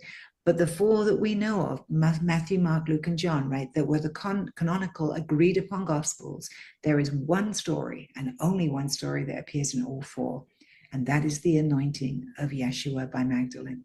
Not even the nativity is in all four, right? So we have to ask, why would they have kept that story in if it wasn't one of the most important acts and rites of their mystery school? The act of anointment is the act of conferring spirit into the body. It is the kiss of spirit in the body. It is the awakening of the divine self. When Magdalene anointed Jesus of Nazareth, he became Jesus Christ. That is a very, very powerful story. And the reason I'm telling you this is because not only was he not the only Christed one, she was not the only Magdalene. She's the one we know about. But there have been many others who have carried that light, the divine light in the dark. And so we have to ask, what is the Magdalene as a collective? Well, the Magdalene as a collective is a frequency through which we choose to live as love. That is our doctrine. And I say doctrine, not dogma. The doctrine of love is that it lives within inside of you, and the journey to understanding what love is our human life. It's every choice point that we have. In every single moment, we can choose love or not. And that is divinely human. There's no other creature on this planet that has that conscious choice. And it is our conscious choice that is our sovereignty, because nobody controls my choices. You can't make me be something that I am not. That comes from me. And when I am awake and practicing, then I am able to make that choice. And not only am I able to make that choice, I'm able to see when I didn't make that choice. And I'm able to rectify, to recohere myself to love. And that's so humbling. And that's the piece that makes us divine humans, is the humility to say, oh, I messed it up again. I'm so sorry I did that. I'm so sorry I spoke that words to you. I'm so sorry. Please forgive me. Thank you. I love you. It's the humility to be imperfect. I honor how the Magdalene lives inside of you and how you're coming through and teaching in such a beautiful way. I'm so, thank you. Thank you. What a beautiful transmission. And you know, always I like to say that what you're providing is a little homeopathic dose of your medicine. And I want to let our audience know how they can get more of you. So we're going to take a look at a couple of things. This is her primary website. And boy, well, I want to hear about this. So tell us about this. Well, this has already happened. This is the hidden okay. initiation of midlife. So we'll let that go. That's that pop-up's already happened. But what's there on that website that you were just at, Scott, is if you pull it back up again, is the two mystery schools that there we go, that I am the dean of, the Priestess Presence, School of the Sacred Arts, and Temple. And there's two mystery schools within this. One is the study of the 13 faces of the Divine Feminine, and that's our Quintessia Mystery School. And the other one is our Rosa Mystica Mystery School, which is the study of the divine sent priestess, the path of the Magdalene, the path of the holy anointers. And we had them, and here you are, you've just landed on it. And we have a whole mystery school that's dedicated to the teachings of the Magdalene and the history, or her story, of the sacred art of anointing. And we go through 13 different temple lineages within that explore in depth this ancient lineage that goes back over 7,000 years. So that's there, as is the Quintessence Mystery School, which is the 13 faces of the Divine Feminine. And so we are about to be opening up enrollment again in the fall for next year. We open enrollment every year in the month of October for women that want to step in this alongside of it. And this is the Quintessence Mystery School that we're just looking at. Not afraid of the deep, it says. This is a deep dive into shadow work, into alchemy, into understanding what it is to walk as one who has done the work of remembering our wholeness. And so plunge in, if you dare, into the depths, it says. So that's what I've been curating for the last 12 years, those 2 mystery schools, and I've been the dean of that school, and many thousands of women have come through and gotten not just studied with us, but ordained through our programs, and who are now ministers in the world. So that's and our beautiful. beloved mutual friend Eden is co-hosting, so I'm sure she's going to have a lot to share So after Eden I is play this. also an ordained priestess of the same lineage as I am through the 13 Moon Mystery School. Yeah. There's one other thing I really want to make sure people know about, because it's something that I think many of our audience members are going to want to participate in. You're doing a wonderful program with our good friend Stephen Dinan and the Shift Network. So tell us about this, and it starts soon. This starts absolutely August 18th. Registration is still open by now, and actually the early bird is still in place, so you can go ahead and get that. It's called the Magdalene Frequency, and it's becoming a modern day holy woman. And it's actually everything to do with what I was talking about, Scott, around being in the Magdalene Frequency. Like, how do we actually do this? How do we work with our own nervous system, with our own capacity to expand the field of love that we're living in, not just as a one-time thing, but as a choice of how and who we want to be living as in the world. And so it's an in-depth certification training, actually, to be able to not just anchor the frequency, but then to bring the frequency into our work, our relationships, wherever we are in the world. And I'm also going to be training you along the way with the art of being a mirror for and sitting with death and dying. So it's a whole energy that we're going to be working in, and it's an 18-week program. It's the longest program I've ever done with the Shift, and I'm super excited, because it's the culmination of many streams and bodies of work coming together that I am now ready to put into the world. So yeah, that's where you'll find me. Okay, so I'll put this into the chat box, everybody, but it's Tuesdays at 5 o'clock Pacific time, 8 o'clock Eastern, starting on August 18th. But definitely register now so that you get the early bird price. And it looks like there's a bonus that's going to come your way. There is. And you can go there and play the video from her. It is always such a pleasure to be with you, to have you on the show. And today I got you on a much deeper level today. So it's like, oh my God, this woman's amazing. So bless you, darling. Yeah. Well, thank you, everybody. And I just want to take a moment as we close just to offer a blessing and a prayer, because I've been in such a deep pilgrimage space since the last week. I've had 35 women here with me for the week we just completed. And this is my prayer. On this Magdalene Feast Day, ask us to sit inside the prayer that says we live in a field of miracles, that miracles are possible in every moment, and that you are a living miracle, and that whatever it is that your tender heart is calling forward as a healing for yourself, for those you love, for the world, today is a day to bless that prayer and to see the miracle as happening already, to call it forward, to understand that miracles are simply our willingness to step out of the mind's sense of the impossible, to open to the miraculous that is all around us in every moment. In every moment, it is possible for something to happen that previously you thought was impossible. And I really want to hold that with you all, because we are living in impossible times. We are. I know we seem to be faced with such improbable impossibilities. And I believe that we have to cultivate within ourselves the openness for the miracle to happen. So that's my prayer from the Magdalene today.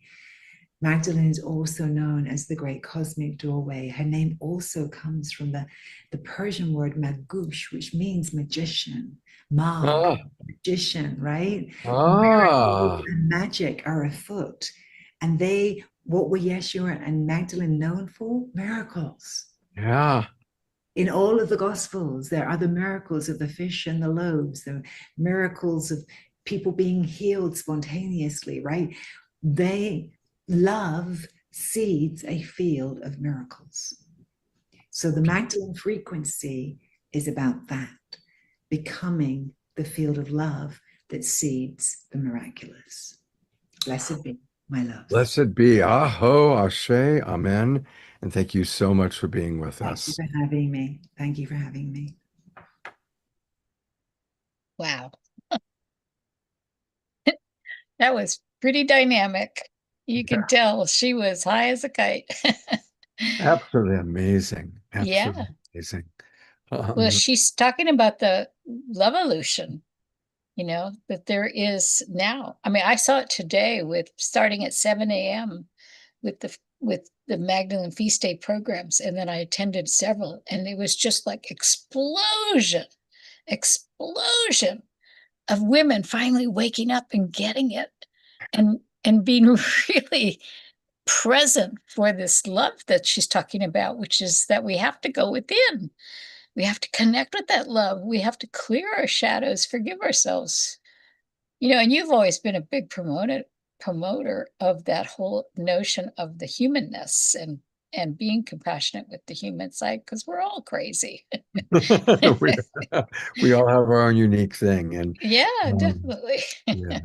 Well, it's also about all of us finding the feminine, balancing it within ourselves. And I just want to acknowledge beloved Omashar, because he does balance the divine masculine, the divine feminine in a beautiful and powerful way.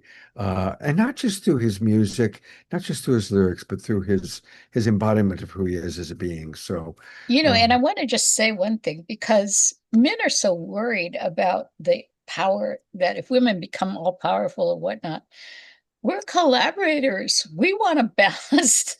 So I never do anything in programs I develop where we don't bring in the balance of the masculine, the sacred masculine. It's like, we're with you guys. We're here. We're so grateful.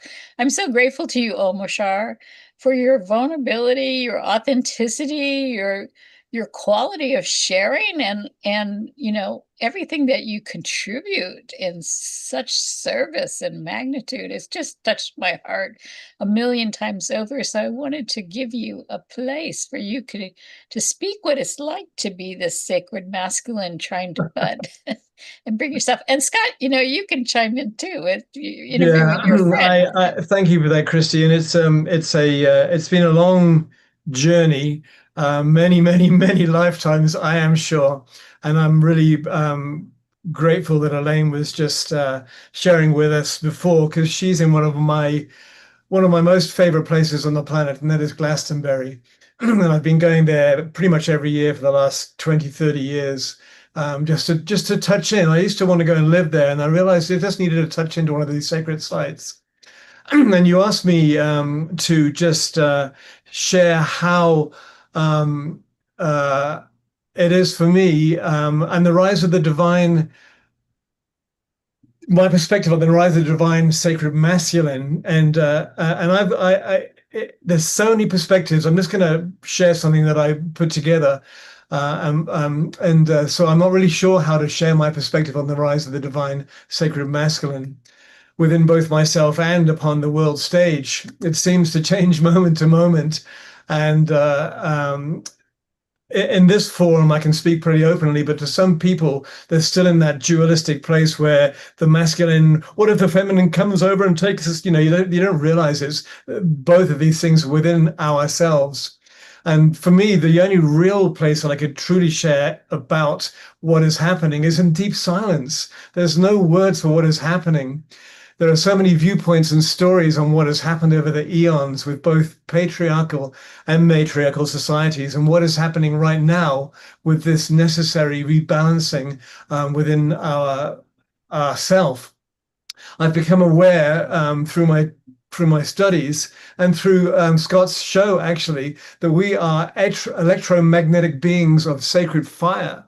Father being the electro creation vision, and magnetic being the feminine fulfillment and the love that holds it and us all together. And that being said, I often feel the presence of Mary Magdalene helping me understand this change occurring within our consciousness, within my consciousness, and at a cellular level. I mean, holy smoke, every day this is happening within me. I've about 4 years ago, I made the decision to go for it, right? Literally go for it. And Anna Sue has just come into the room, Scott. And so daily I call to the mother of all creation to reacquaint myself with the feeling of true divine mother's love, because I realize that the love that I have felt and expressed through my life really it pales in comparison. So, divine mother's love, her will and her justice. And as I feel that trickling back into my feeling body and consciousness, I sense a feeling of natural rebalancing. And I realized that if the divine mother's love came fully back into our systems now, we would all just disintegrate. We've got so far off the track, but I don't think that we got off the track off purpose, because now that we got off the track, we can come together again and bring all of that which we have amassed within our group consciousness and work out the way forward.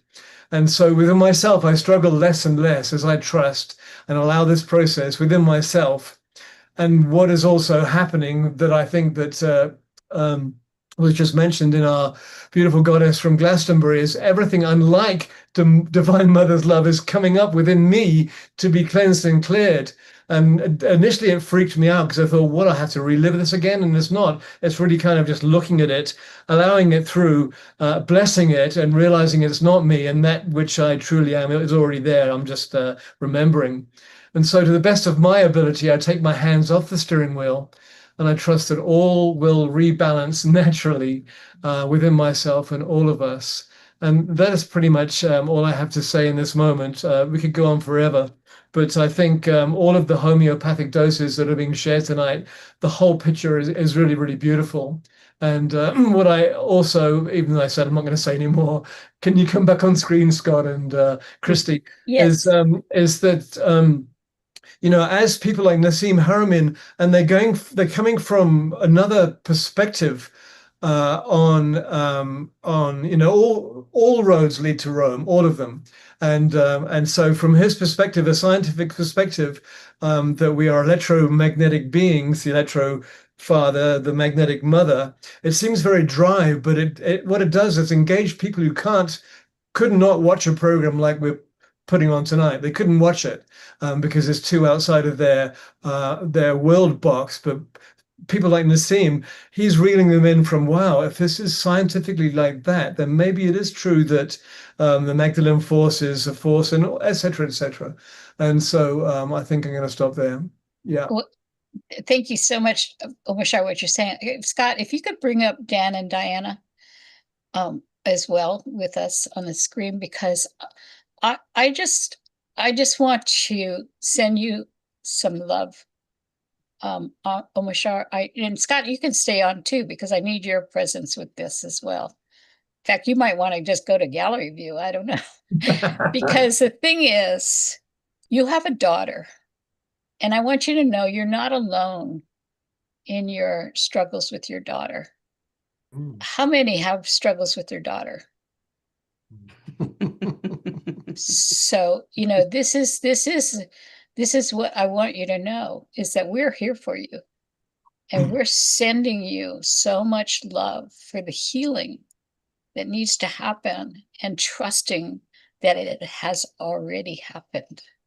Yes, thank you. And I do receive it. And I've also come to the place on myself that every reflection out there in the world, I mean, all of us are reflections. There's one of us speaking through the five of us on the screen right now. There's only one of us, but all our different perspectives. And everything that happens to us, from my perspective in my life, is only one purpose, and that's to drive me home, and to accept and love and bless everything that's happened.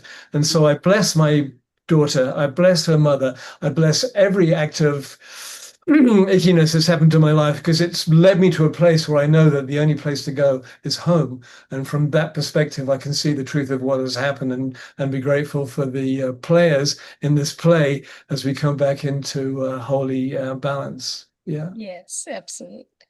Thank I don't you. know, Dan and Diane, you might want to share a little on the healing of this daughter phenomena.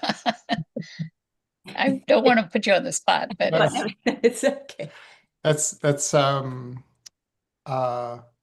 wonderful to hear you, Amashar, to speak with I don't know, gentle, strong humility in the face of all of the challenges, particularly as we men face in these times of the the confusion of the old patriarchy as it begins to as it continues to fully collapse. Yeah, I didn't know you had a daughter, Omashar, and I have two, and I have to say that it's been perhaps a good 10 years of work to heal my relationship, especially with my younger daughter. That has been, profoundly moving to me. It's been, work of the heart, and I just constantly am just saying, I love you, and I'm sorry, and I believe in you, I champion you, and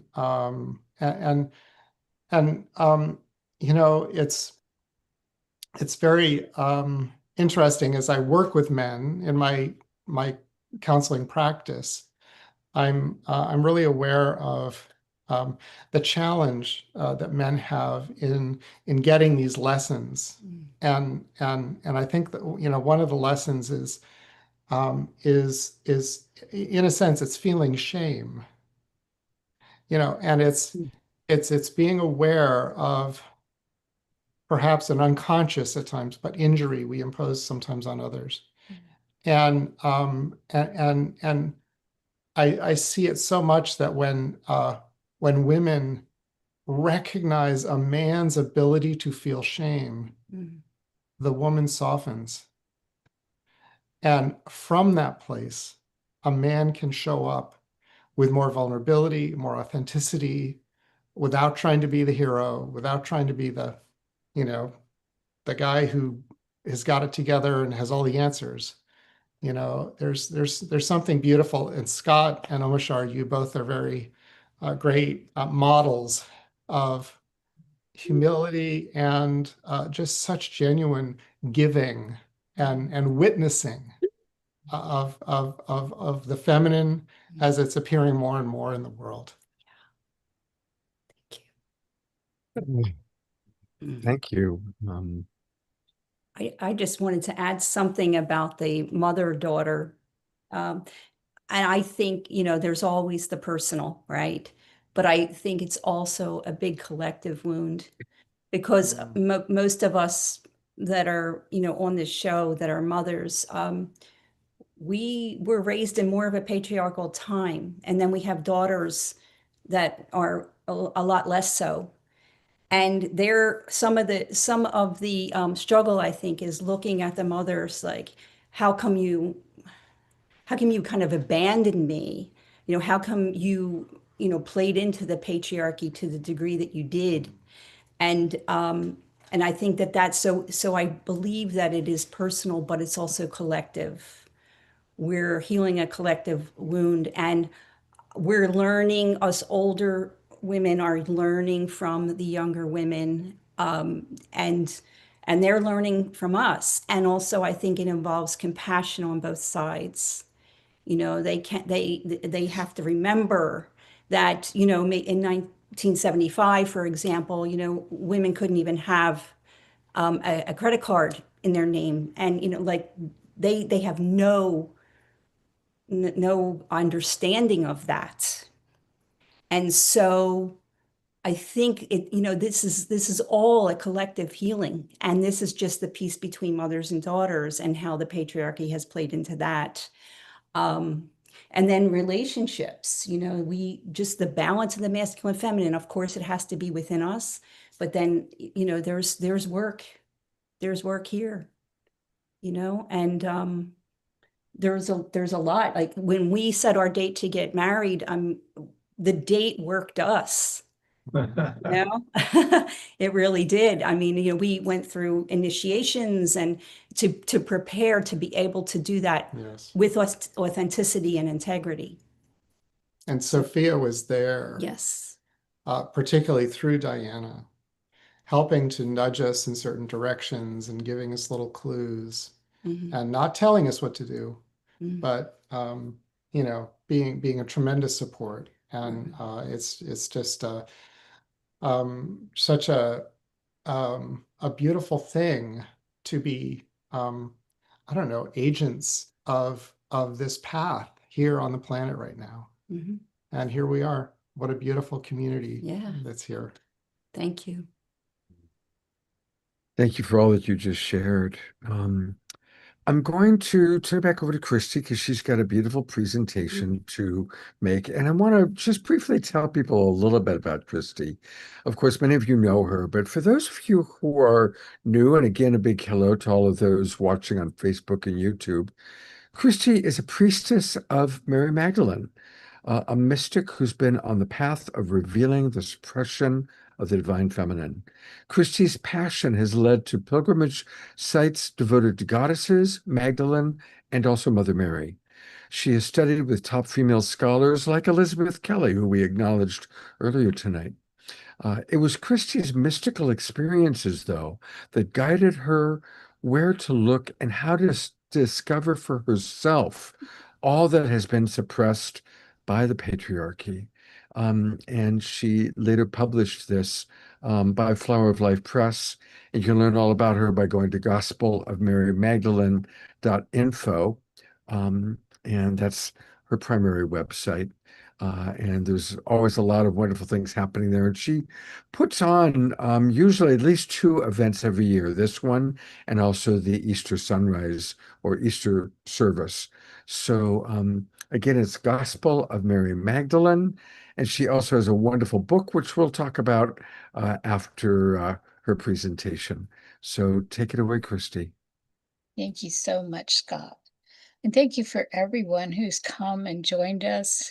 I feel your hearts, and I so appreciate the field of love that you're creating. I just find all of these ideas that have been percolating and sharing have been just so powerful and so healing. And this has been an absolutely glorious day for me.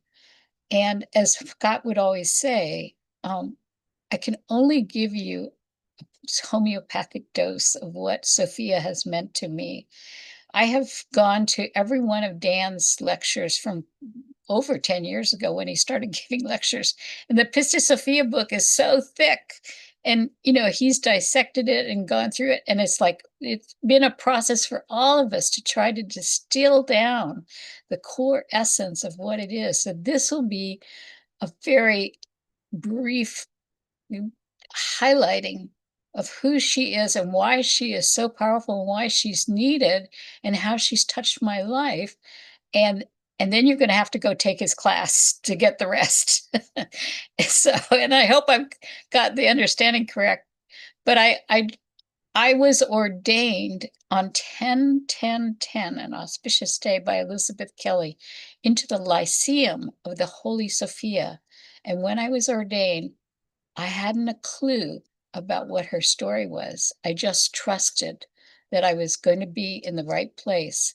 So I'm going to share with you this story of the embodiment of the Holy Sophia and Mary Magdalene. And I want to say it started at the Sunrise Center, Scott. And it started when I received a kiss from a queen bee. I was getting ready to go to the Sunrise Center to hear a lecture that was going to be given by Dr. Marguerite Riglioso. And a queen bee flew into my window and landed on my index finger and kissed it and then flew away. It was like, I was like, wow. And of course, what she was talking about was having to do with the priestesses of Delphi. These were the sacred holy women that practiced ancient rites. And she was just completed her dissertation. So these two books are very daunting to read because they're all in dissertation language, very complex kind of language. But it was my first introduction to all of this. And she had mentioned that the bees of Delphi were so important. And so this was like extraordinary that a queen bee flew into my window and kissed my finger right before I left to go hear her talk. So all of that was revealed. And this is the way my life has been. It's like I just get these incredible downloads. And so I loved hearing these stories about the sacred holy women and what their work was that they did with their anointings and what an alchemical genius Mary Magdalene was. And like one of my favorite stories that she told was the presentation of Mary at the temple and how Mary would climb up the stairs. And she was held back by her mother for a year, and now she's 3 years old, and everybody was waiting to see, is she going to go for her destiny and enter the temple for her priestess training? Or will she turn back and go, Mom, where are you going? Why are you leaving me here? And when she got to the top of the steps, she danced. What an incredible, delightful story that was. And so, on my bucket list has been to go to see the Holy Sophia in the temple that exists in Turkey. But unfortunately, it's all covered up now because it has been turned over to become a mosque. So the suppression is still alive and well and not available for us to look. And for me, I've discovered there's two primary reasons to know what has been suppressed. Because some women will say, well, I don't need to know about, I'm conscious and everything. Suppression is designed to disempower us. And Sophia's purpose is to awaken us. And there was a very interesting research that was done by Harvard University that I discovered, which helps explain why a woman, when she's declaring, they took women who were saying, I'm conscious, I totally believe in my equality, and they had them, and then they put her in situations where she had to claim her authority. And how did she feel? And she had to set a boundary. How did she feel? What discomfort was she going through? And they found these very conscious, very clear women that were saying, I am awake and I support myself as an equal partner. Were not so equal. They kind of were bending the knee. And that when she earned more or led more than her male partner, how discomfort that brought up for her and discomforting it was, and that if she was to challenge a religious leader, or if she dared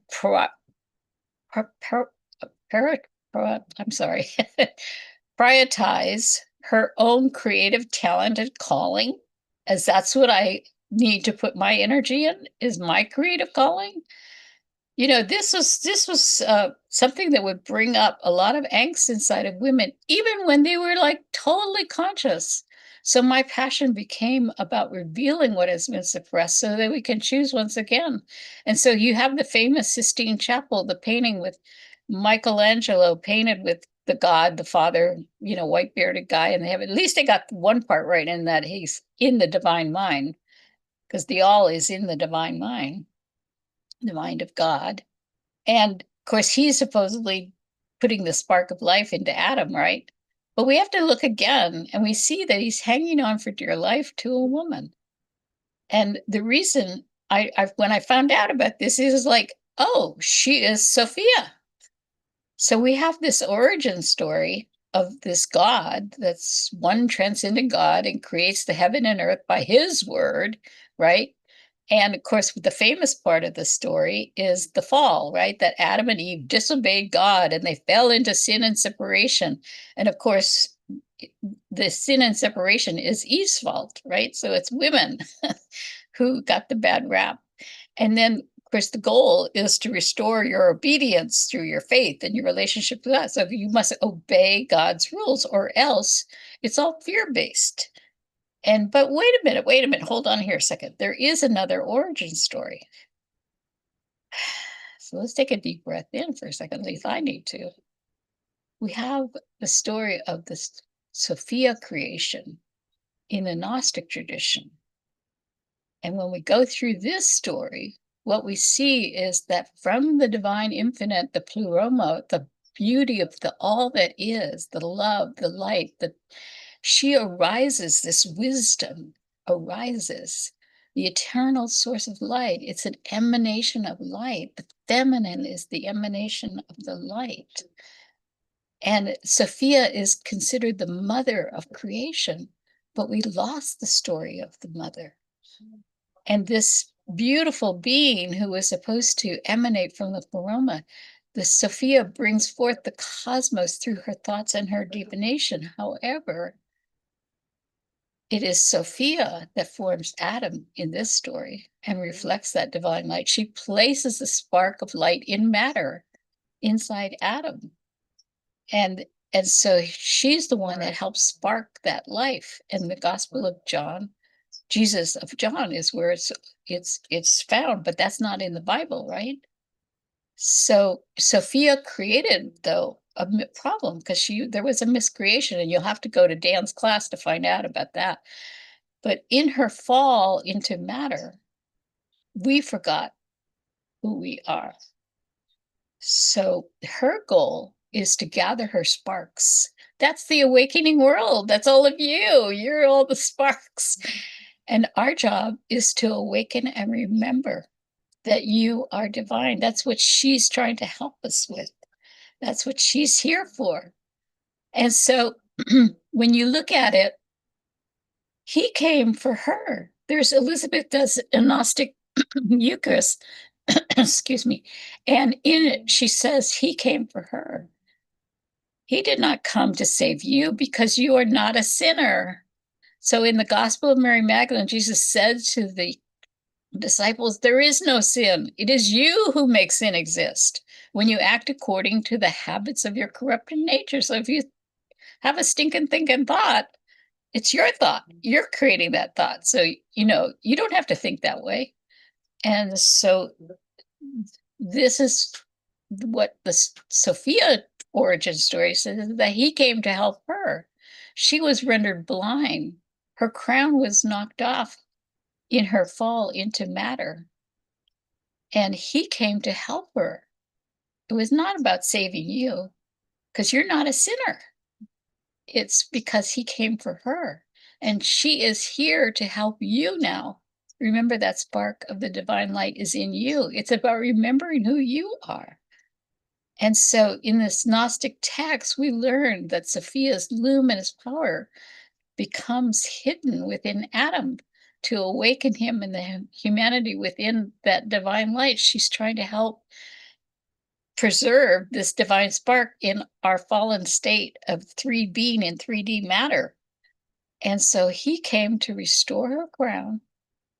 He came for her because we are love. We are not sinner, and there is no sin. And do you understand why they do not want you to know her story?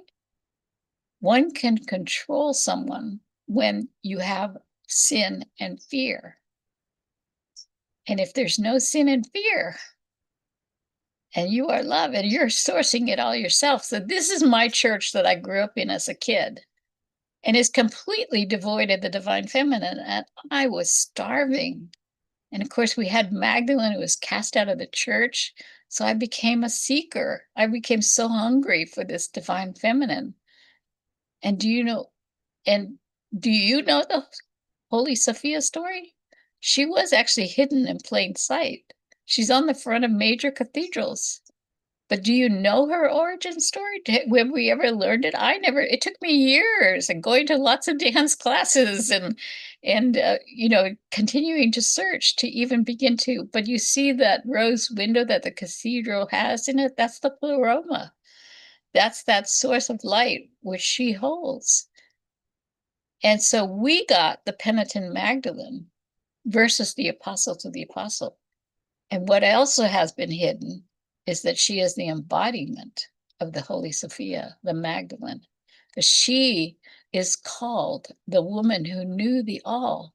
In other words, because she did the work and listened to Jesus and took the journey, her soul's journey, she was able to understand that she was one with God. That's what he was asking us to do. Understand you are one with God. And so she became the woman who knew the all. And so, of course, she is the one who can anoint him and help him. So Sophia's purpose has been to activate that divine spark in you. And if you let your spark shine, then guess what happens? There's a transmission that happens. Like when I'm in the presence of Dan and Diana and other people like Melissa, Sophia Joy, and various other awakened women, it opens my spark. It increases the amount of spark that I have, so that we can bring the balance back of the divine feminine and the divine masculine, and therefore return to the fullness, the wholeness that we are love. So we have traditionally Easter Sunday morning, right? That's the celebration of the risen Christ. But in the spirit of the harmony and balance, we needed to have the Magdalene Moonrise service. So that's why I got a vision that I was supposed to create the Magdalene Moonrise service to bring that balance. And the next one is Sunday, March 28th, 2027. So I hope all of you can come, because it's the purpose of it is to fulfill my prophecy, as Jesus says in the Bible. He says it in a number of different places. He says, wherever I tell you the truth, that wherever the good news is preached throughout this world, this woman's deeds will be remembered and discussed. Well, wherever the good news, the gospel, the word gospel means good news, right? So the gospel is being preached all over, right? But are they discussing and remembering with you her? No, I don't think so. So we have to fulfill the prophecy. We have to bring the balance of the divine feminine and the divine masculine together. That is our work that we're doing. And thank you for supporting that work. So wherever the gospel is preached, what she has done will be told in memory of her. This is where it is in Mark 14, verse 9. So I created the Magdalene Moonrise Easter celebration so that we could remember what she has done. And the word Messiah, as you heard Elaine talk about, means anointed one. It's the man becomes the Christed one. But we're all the Christed ones. We're all the ones that need to be anointed. And we need to be anointing each other. So Margaret Starberg used to talk about the heretic painters that were commissioned by the church. The church didn't know they were heretics, but they would put clues in there that they were a heretic painter. And one of the clues was you'd find an X. So do you see the X in this painting? X marks the spot, and the spot is on her. So it's really what we need to do is to focus on her. You see how little Jesus is in comparison? She's huge, because it's the divine feminine that awakens us. That's why there's all this rise of the divine feminine, because it's the divine feminine that's going to awaken us. And do you notice the children in the painting are leading the way, because we are innocent. We're not sinners. We weren't born in sin and have original sin. We're all innocent. So we just, like we said earlier, missed the mark, right? So why does anointing matter? Because at the Magdalene Easter service, the very first station that you come to is the anointing station.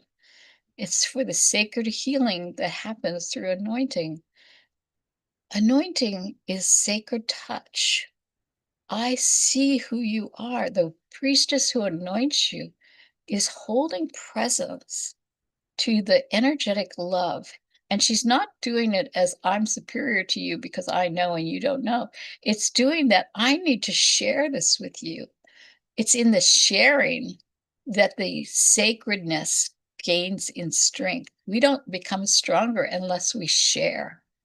That's so critical important. So the anointing matters because the activation is with the intention to touch the divine in you. And when I do that, it awakens the divine in me. It strengthens the divine in me, which then strengthens the divine in you. And it's this sharing that causes us to all get stronger in this love. So you have these two origin stories, right? You have the Genesis version versus the Gnostic Sophia version. One says you're a sinner, and one says there's no sin. One says that Jesus is supposed to save you, you sinner. And the other one says, no, Jesus came to save her. He came to help her. And one makes you obey rules, and the other one says, make no rules or you'll be bound by them.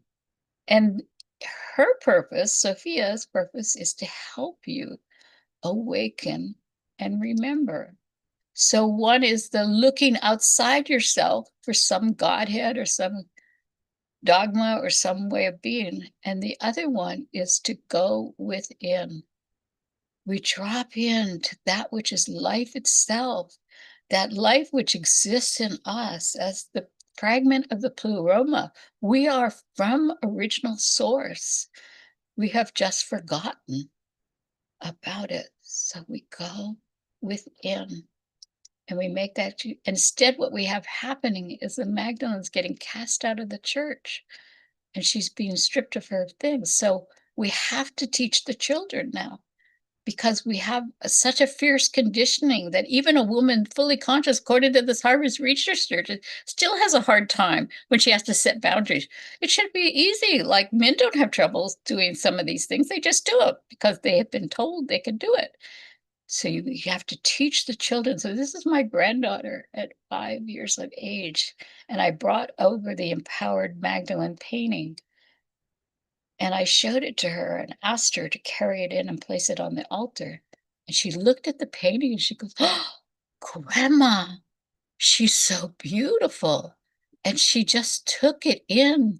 And she was so proud. She told her brother, I get to carry the Magdalene in while everybody's witnessing. She was so happy to have this sense of responsibility. And she is just gazing and focusing. And you can see this little 5-year-old is just, she gets it. She's totally taking in that love. And then, so now I'm trying to create the coloring book, which is the myth-busting deconstruction of the fairy tale where the princess meets the priestess and the priestess teaches her all of this. But when I put it out there to people that reviewed it for me, the feedback I got it was, I don't even know these stories. So you got to write one for me. So that's what the one on the left is about. It's the storybook of awakening from a fairy tale to Sophianic wisdom. And it helps the mother, the grandmother, the caretaker remember what she was never taught, that she lost. And you see the red thread connecting her with the priestess and the symbol of the hawk, which guides us. So she learns all about that because it's earth-based in nature. And and the animals are incredibly a part of it. So I need help to put these books out in the world. And so I have a GoFundMe because I'm retired on Social Security to be able to buy you the ISBN numbers and get all the support and help. So we tried to launch it the last time, but some reason it didn't work. So I think I figured out why it didn't work. So Scott will bring it up. But where is the wise woman helping the young child? This is the young Sophia, the princess. She's going to be a princess, but look, she's got a wise queen grandmother who's teaching her the way of love, which is what Kathleen's book about the Boleyn heresy is about, is how Anna Boleyn was being put into a mystery school and she was taught about the ways of love. Instead, what we have is young children are conditioned not to trust older women. All the older women look like hags and they look mean and they want to kill your prince. Or if they are beautiful, like the Sleeping Beauty one, they're going to turn into a dragon and slay your prince. So you don't want to have anything to do with older women. And so there's this repulsion that children are conditioned with to not connect with their things. So in the coloring book, and it's also that we need that multicultural integration. We have the contrast between the castle, which is walls and built up, versus the temple, which is open. And Sophia's like, how do you stay safe with open temples? Well, you say, learns later, it's that love creates safety. The more love we have, the safer we are. And so you learn the difference between walling ourselves off versus opening our minds and opening our hearts and honor, which means we have to honor the divine feminine because she's a part of every culture, every life. We have to bring in the arts. And we learn that instead of looking to a man that's where true love is, you got to find your prince. You got to love is outside yourself. You learn that no, true love is within you, as you. And so when I read the story to my grandchildren, I asked them which page they wanted to color first. And my little 3-year-old on the right, she said, true love page, Grandma. And you see the little pink heart on that page? She tried so hard to make sure that she did not go outside the lines. And little 3-year-olds, they just scribble, right? They have a very hard time. And she just tried so hard to stay in the line so that she could get that heart right. And there is her grandmother's behind her and has her back. And we're talking about where true love is in her. And she's drawing true love in the heart, right where it's located. In fact, if you put your hand on your heart and you just stop and meditate for a moment to see if you can connect to your heart, that's how we learn to connect with that spark within. So you understand now why we need to do this. And anyway, thank you so much. But Scott, I just want to say this about the Global Peace Tribe people, because I really want to acknowledge all of you at the Global Peace Tribe who keep coming back. And you guys are the most important, because what you're doing by showing up again and again and again is you're creating that field of love. You see, it's not about, do I have a romantic love or not? It's about building, gathering, and in the gathering, we create the field. And if we create the field, we raise the frequency. And if we raise the frequency, it impacts us all because it strengthens that field of love. And anyone who comes in contact with that field of love, it awakens something in them because they can't help not feel it because it is in them as them. So the Global Peace Tribe, every single one of the people that keep coming back over and over, you see me coming back all the time. In fact, Scott, I want to recommend at some point that you have a show where all the presenters come back, and they come back to create the field. And the show is nothing about who's presenting or how great the presenters are. The show is about creating the field.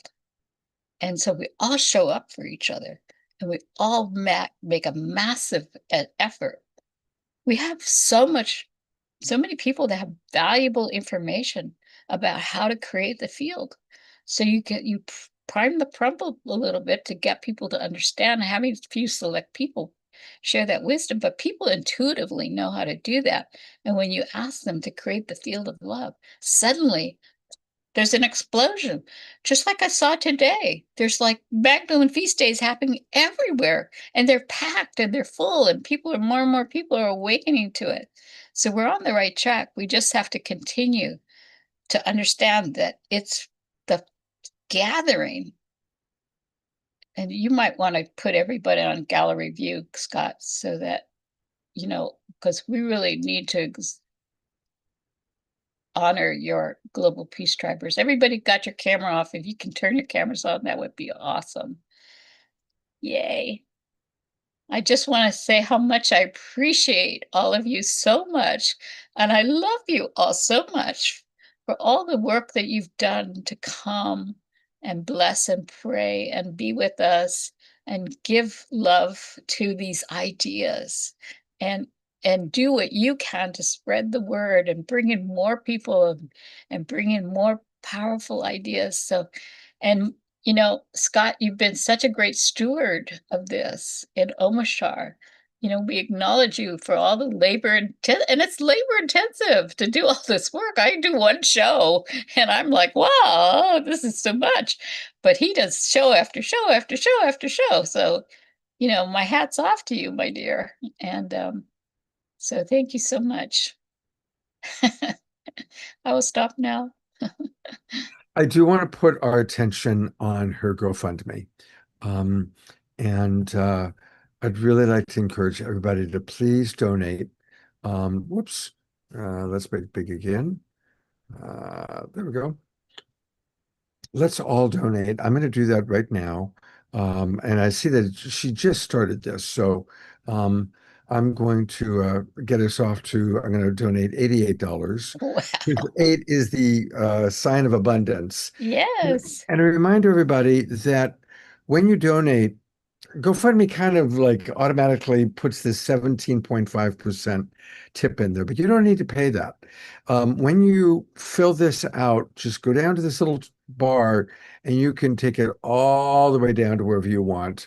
I'll leave it at like 1.5%. So you can choose how much of a tip you want to give to GoFundMe. And we appreciate GoFundMe, but we don't need to give them 17.5%. Right. We want more money for our beloved Christy. Now, for Thank those of you. you watching on Facebook and YouTube, if you just go to GoFundMe and in the search bar, probably start Support a Grandmother's Inspiring Coloring Book. You probably don't have to write all that.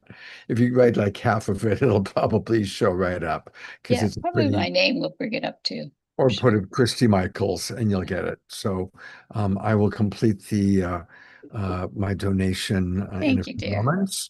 Absolutely.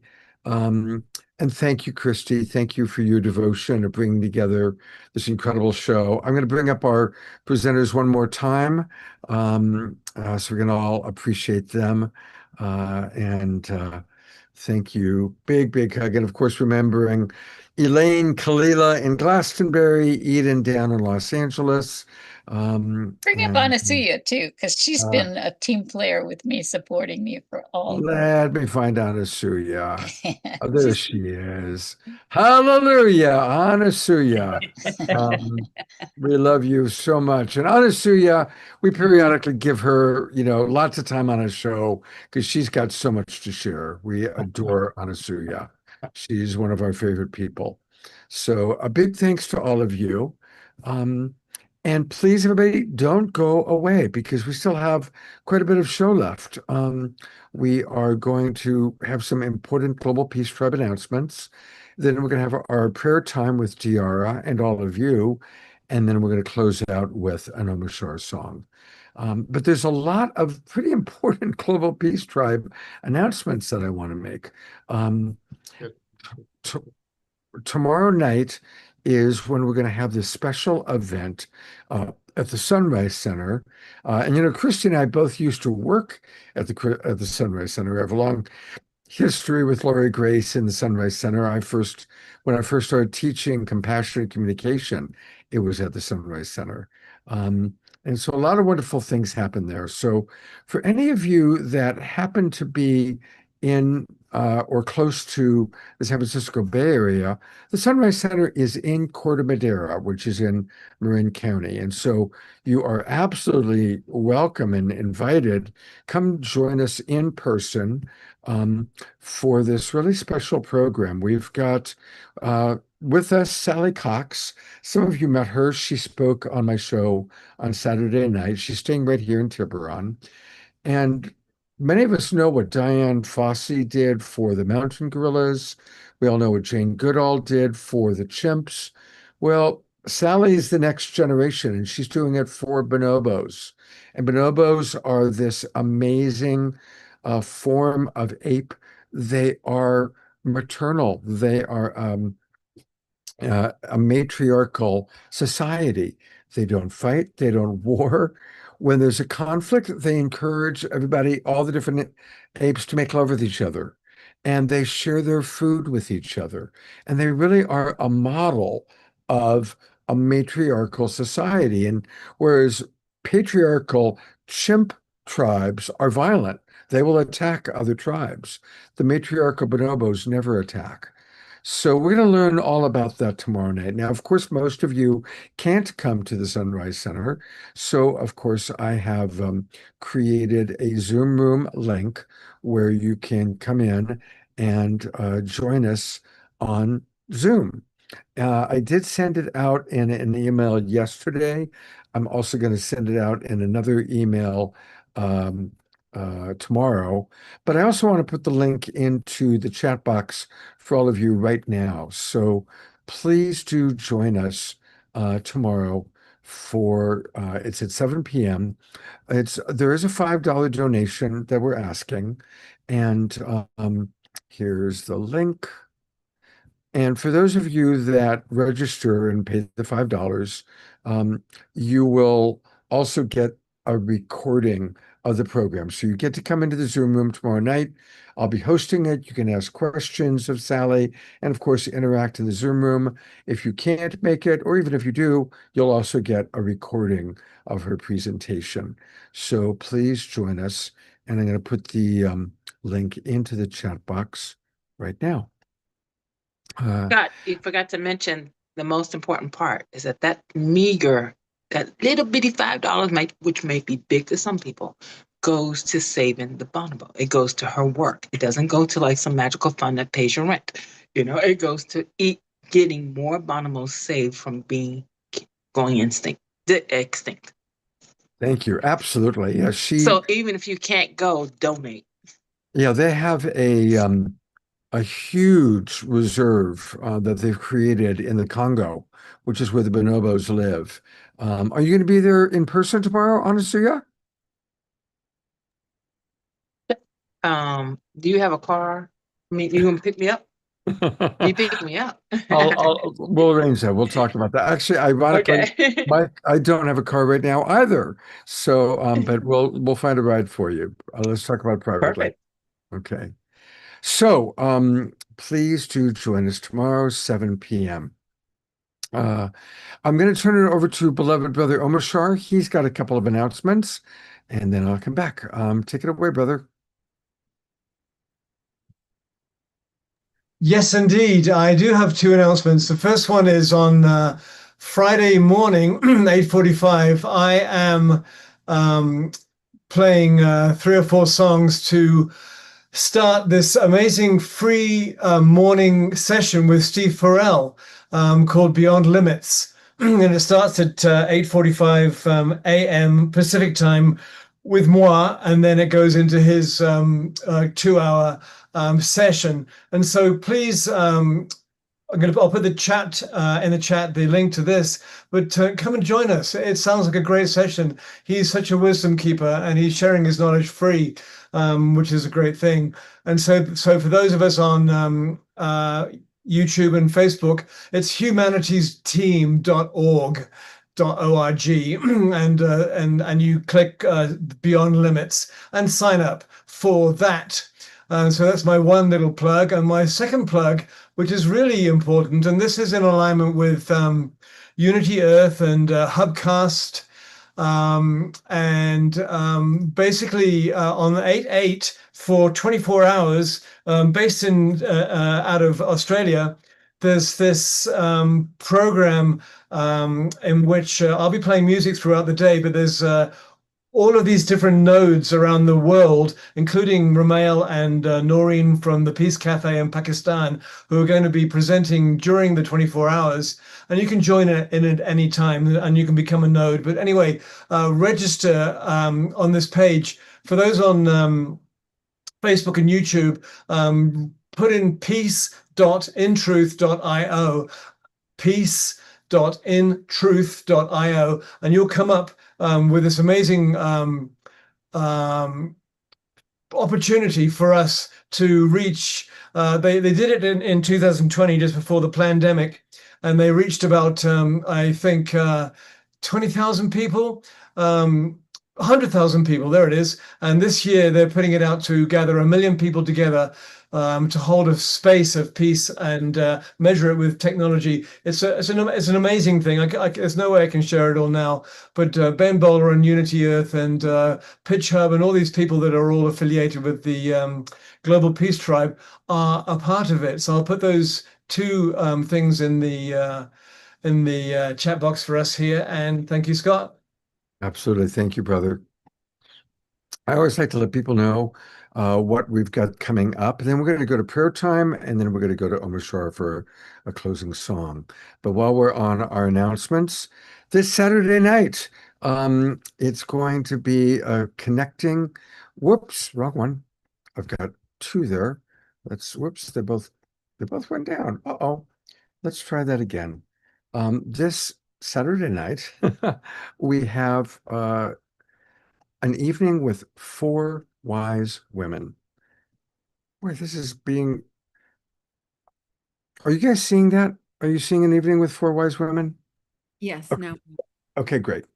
My computer's doing a funny thing. Each one of these women is really quite extraordinary. Linda Starr-Wolf has been on the show before. She's going to lead a beautiful shamanic journey.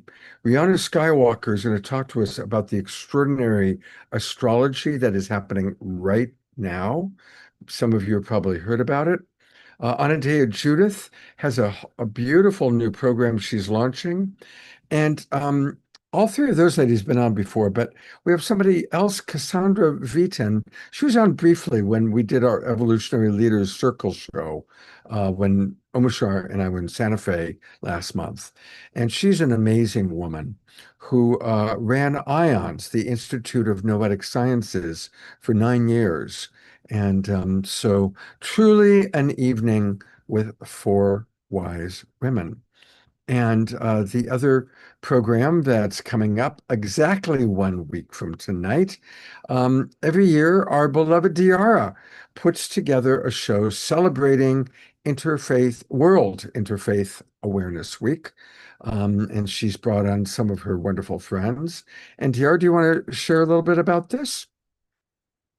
Sure, thank you. Last year we got to meet Reverend Abigail and Steve Albert. We got to witness the growth of the Poway Interfaith team and how it's grown worldwide.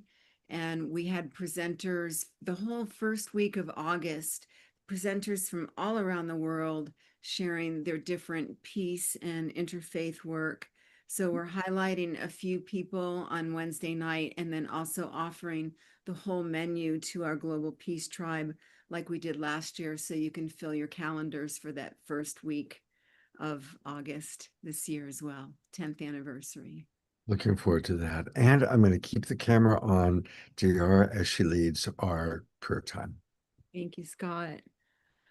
As always, such a rich bounty of love and energy tonight. And I'm also aware of what Mary Magdalene brought through Dr. Melissa in the sense of many of us have been carrying the current. And I know I'm experiencing some waves of fatigue tonight that are unusual. And so I want to honor that and honor anyone else who might be needing a burst of energy, a burst of the love that's here, remembering our divinity. Christy, that was so beautiful, the presentation you gave us, just all that's been shared in our chat. And I love that, you know, we are Hugh Vine. We're divine humans, divine human and Hugh women, and blending our well, that's perfectly human parts of ourselves with our higher selves that know only love. And a special prayer for all those experiencing addictions, any of our loved ones experiencing addictions.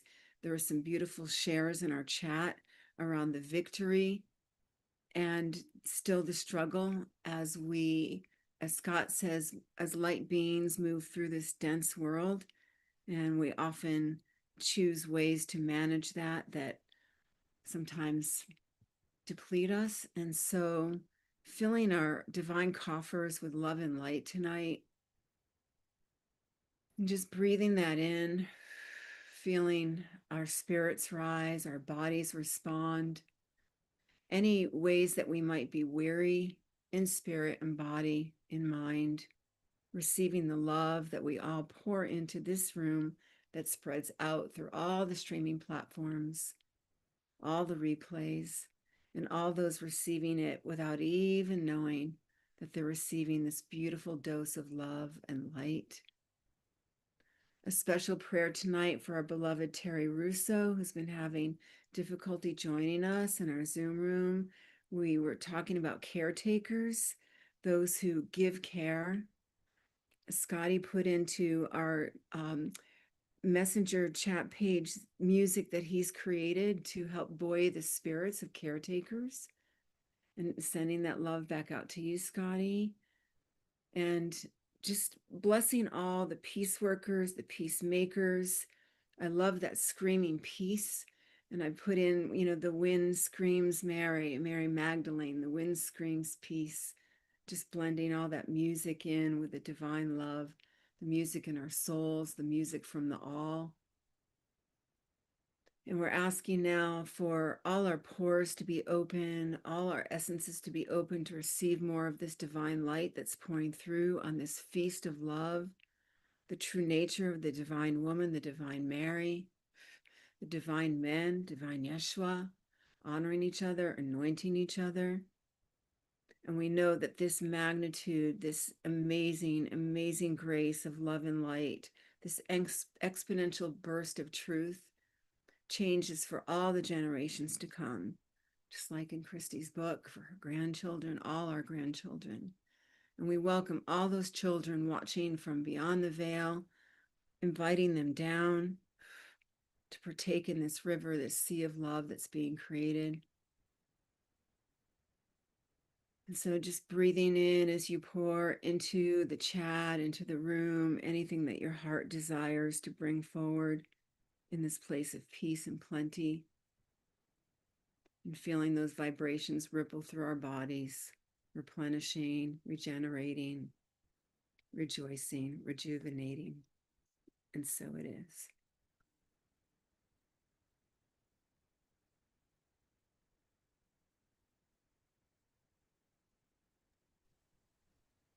Going to go to gallery view, and we always do 2 minutes of silence for you to put prayers forward for anything that's in your heart.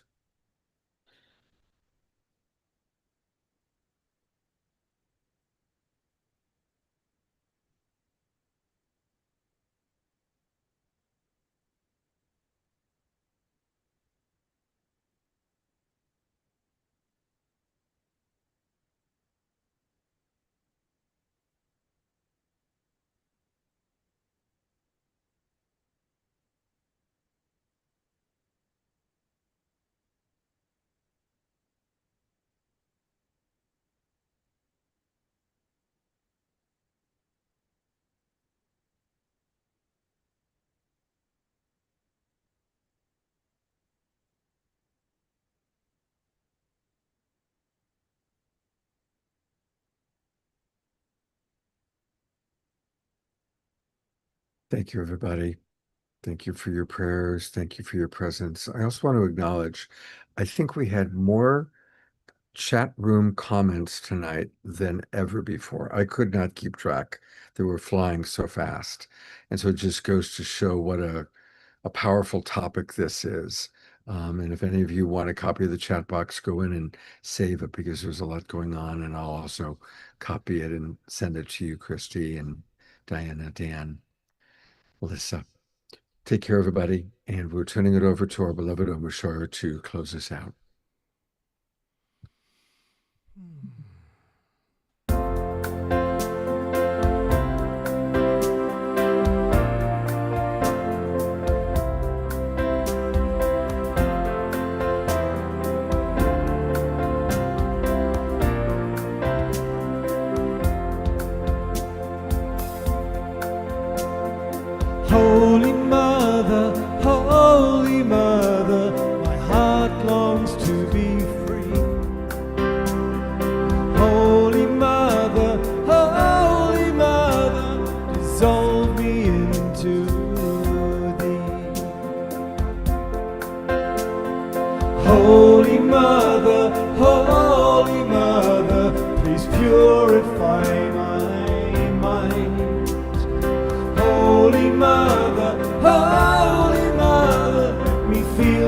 love divine. Holy Mother, Holy Mother, Holy Mother, Holy Mother, Holy Mother, hold my hand within your hand. Holy Mother, let me feel all that I am. Holy Mother,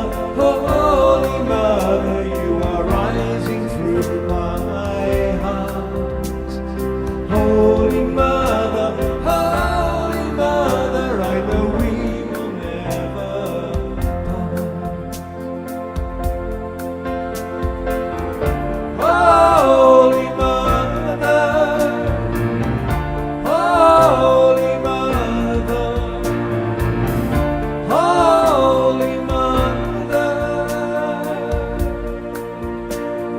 Holy Mother, Holy Mother, my heart longs to be free.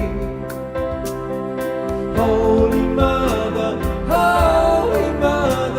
dissolve me into thee. One more time.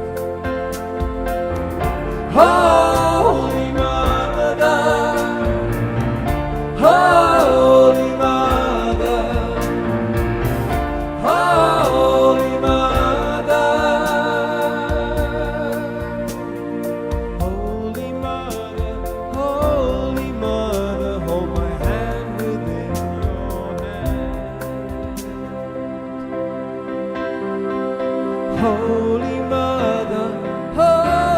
Mother, let me feel all that I am.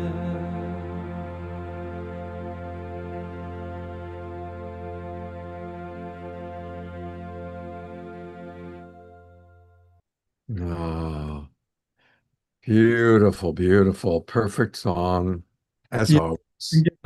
Giving gratitude to Kathy Zavada for having written that one. God bless you, Kathy, wherever you may be. Ashland. Ashland, of course. Lots of good things happening in Ashland. Thank you, everybody, for being with us. Big thank you to those watching the recording, the replay. You're all part of our hearts. Have a beautiful few days, and I hope to see all of you on Saturday night for an evening with 4 wise women. God's blessings, everybody. Take care, and happy Magdalene feast day. May the Thank you. spirit of Sophia, whatever that means to each and every one of us, may we experience it in our own unique way. And I Good blow night. out the candle that Anasia gave me to let the smoke carry your prayers up to the ancestors. I love Thank that. you. Beautiful. Perfect.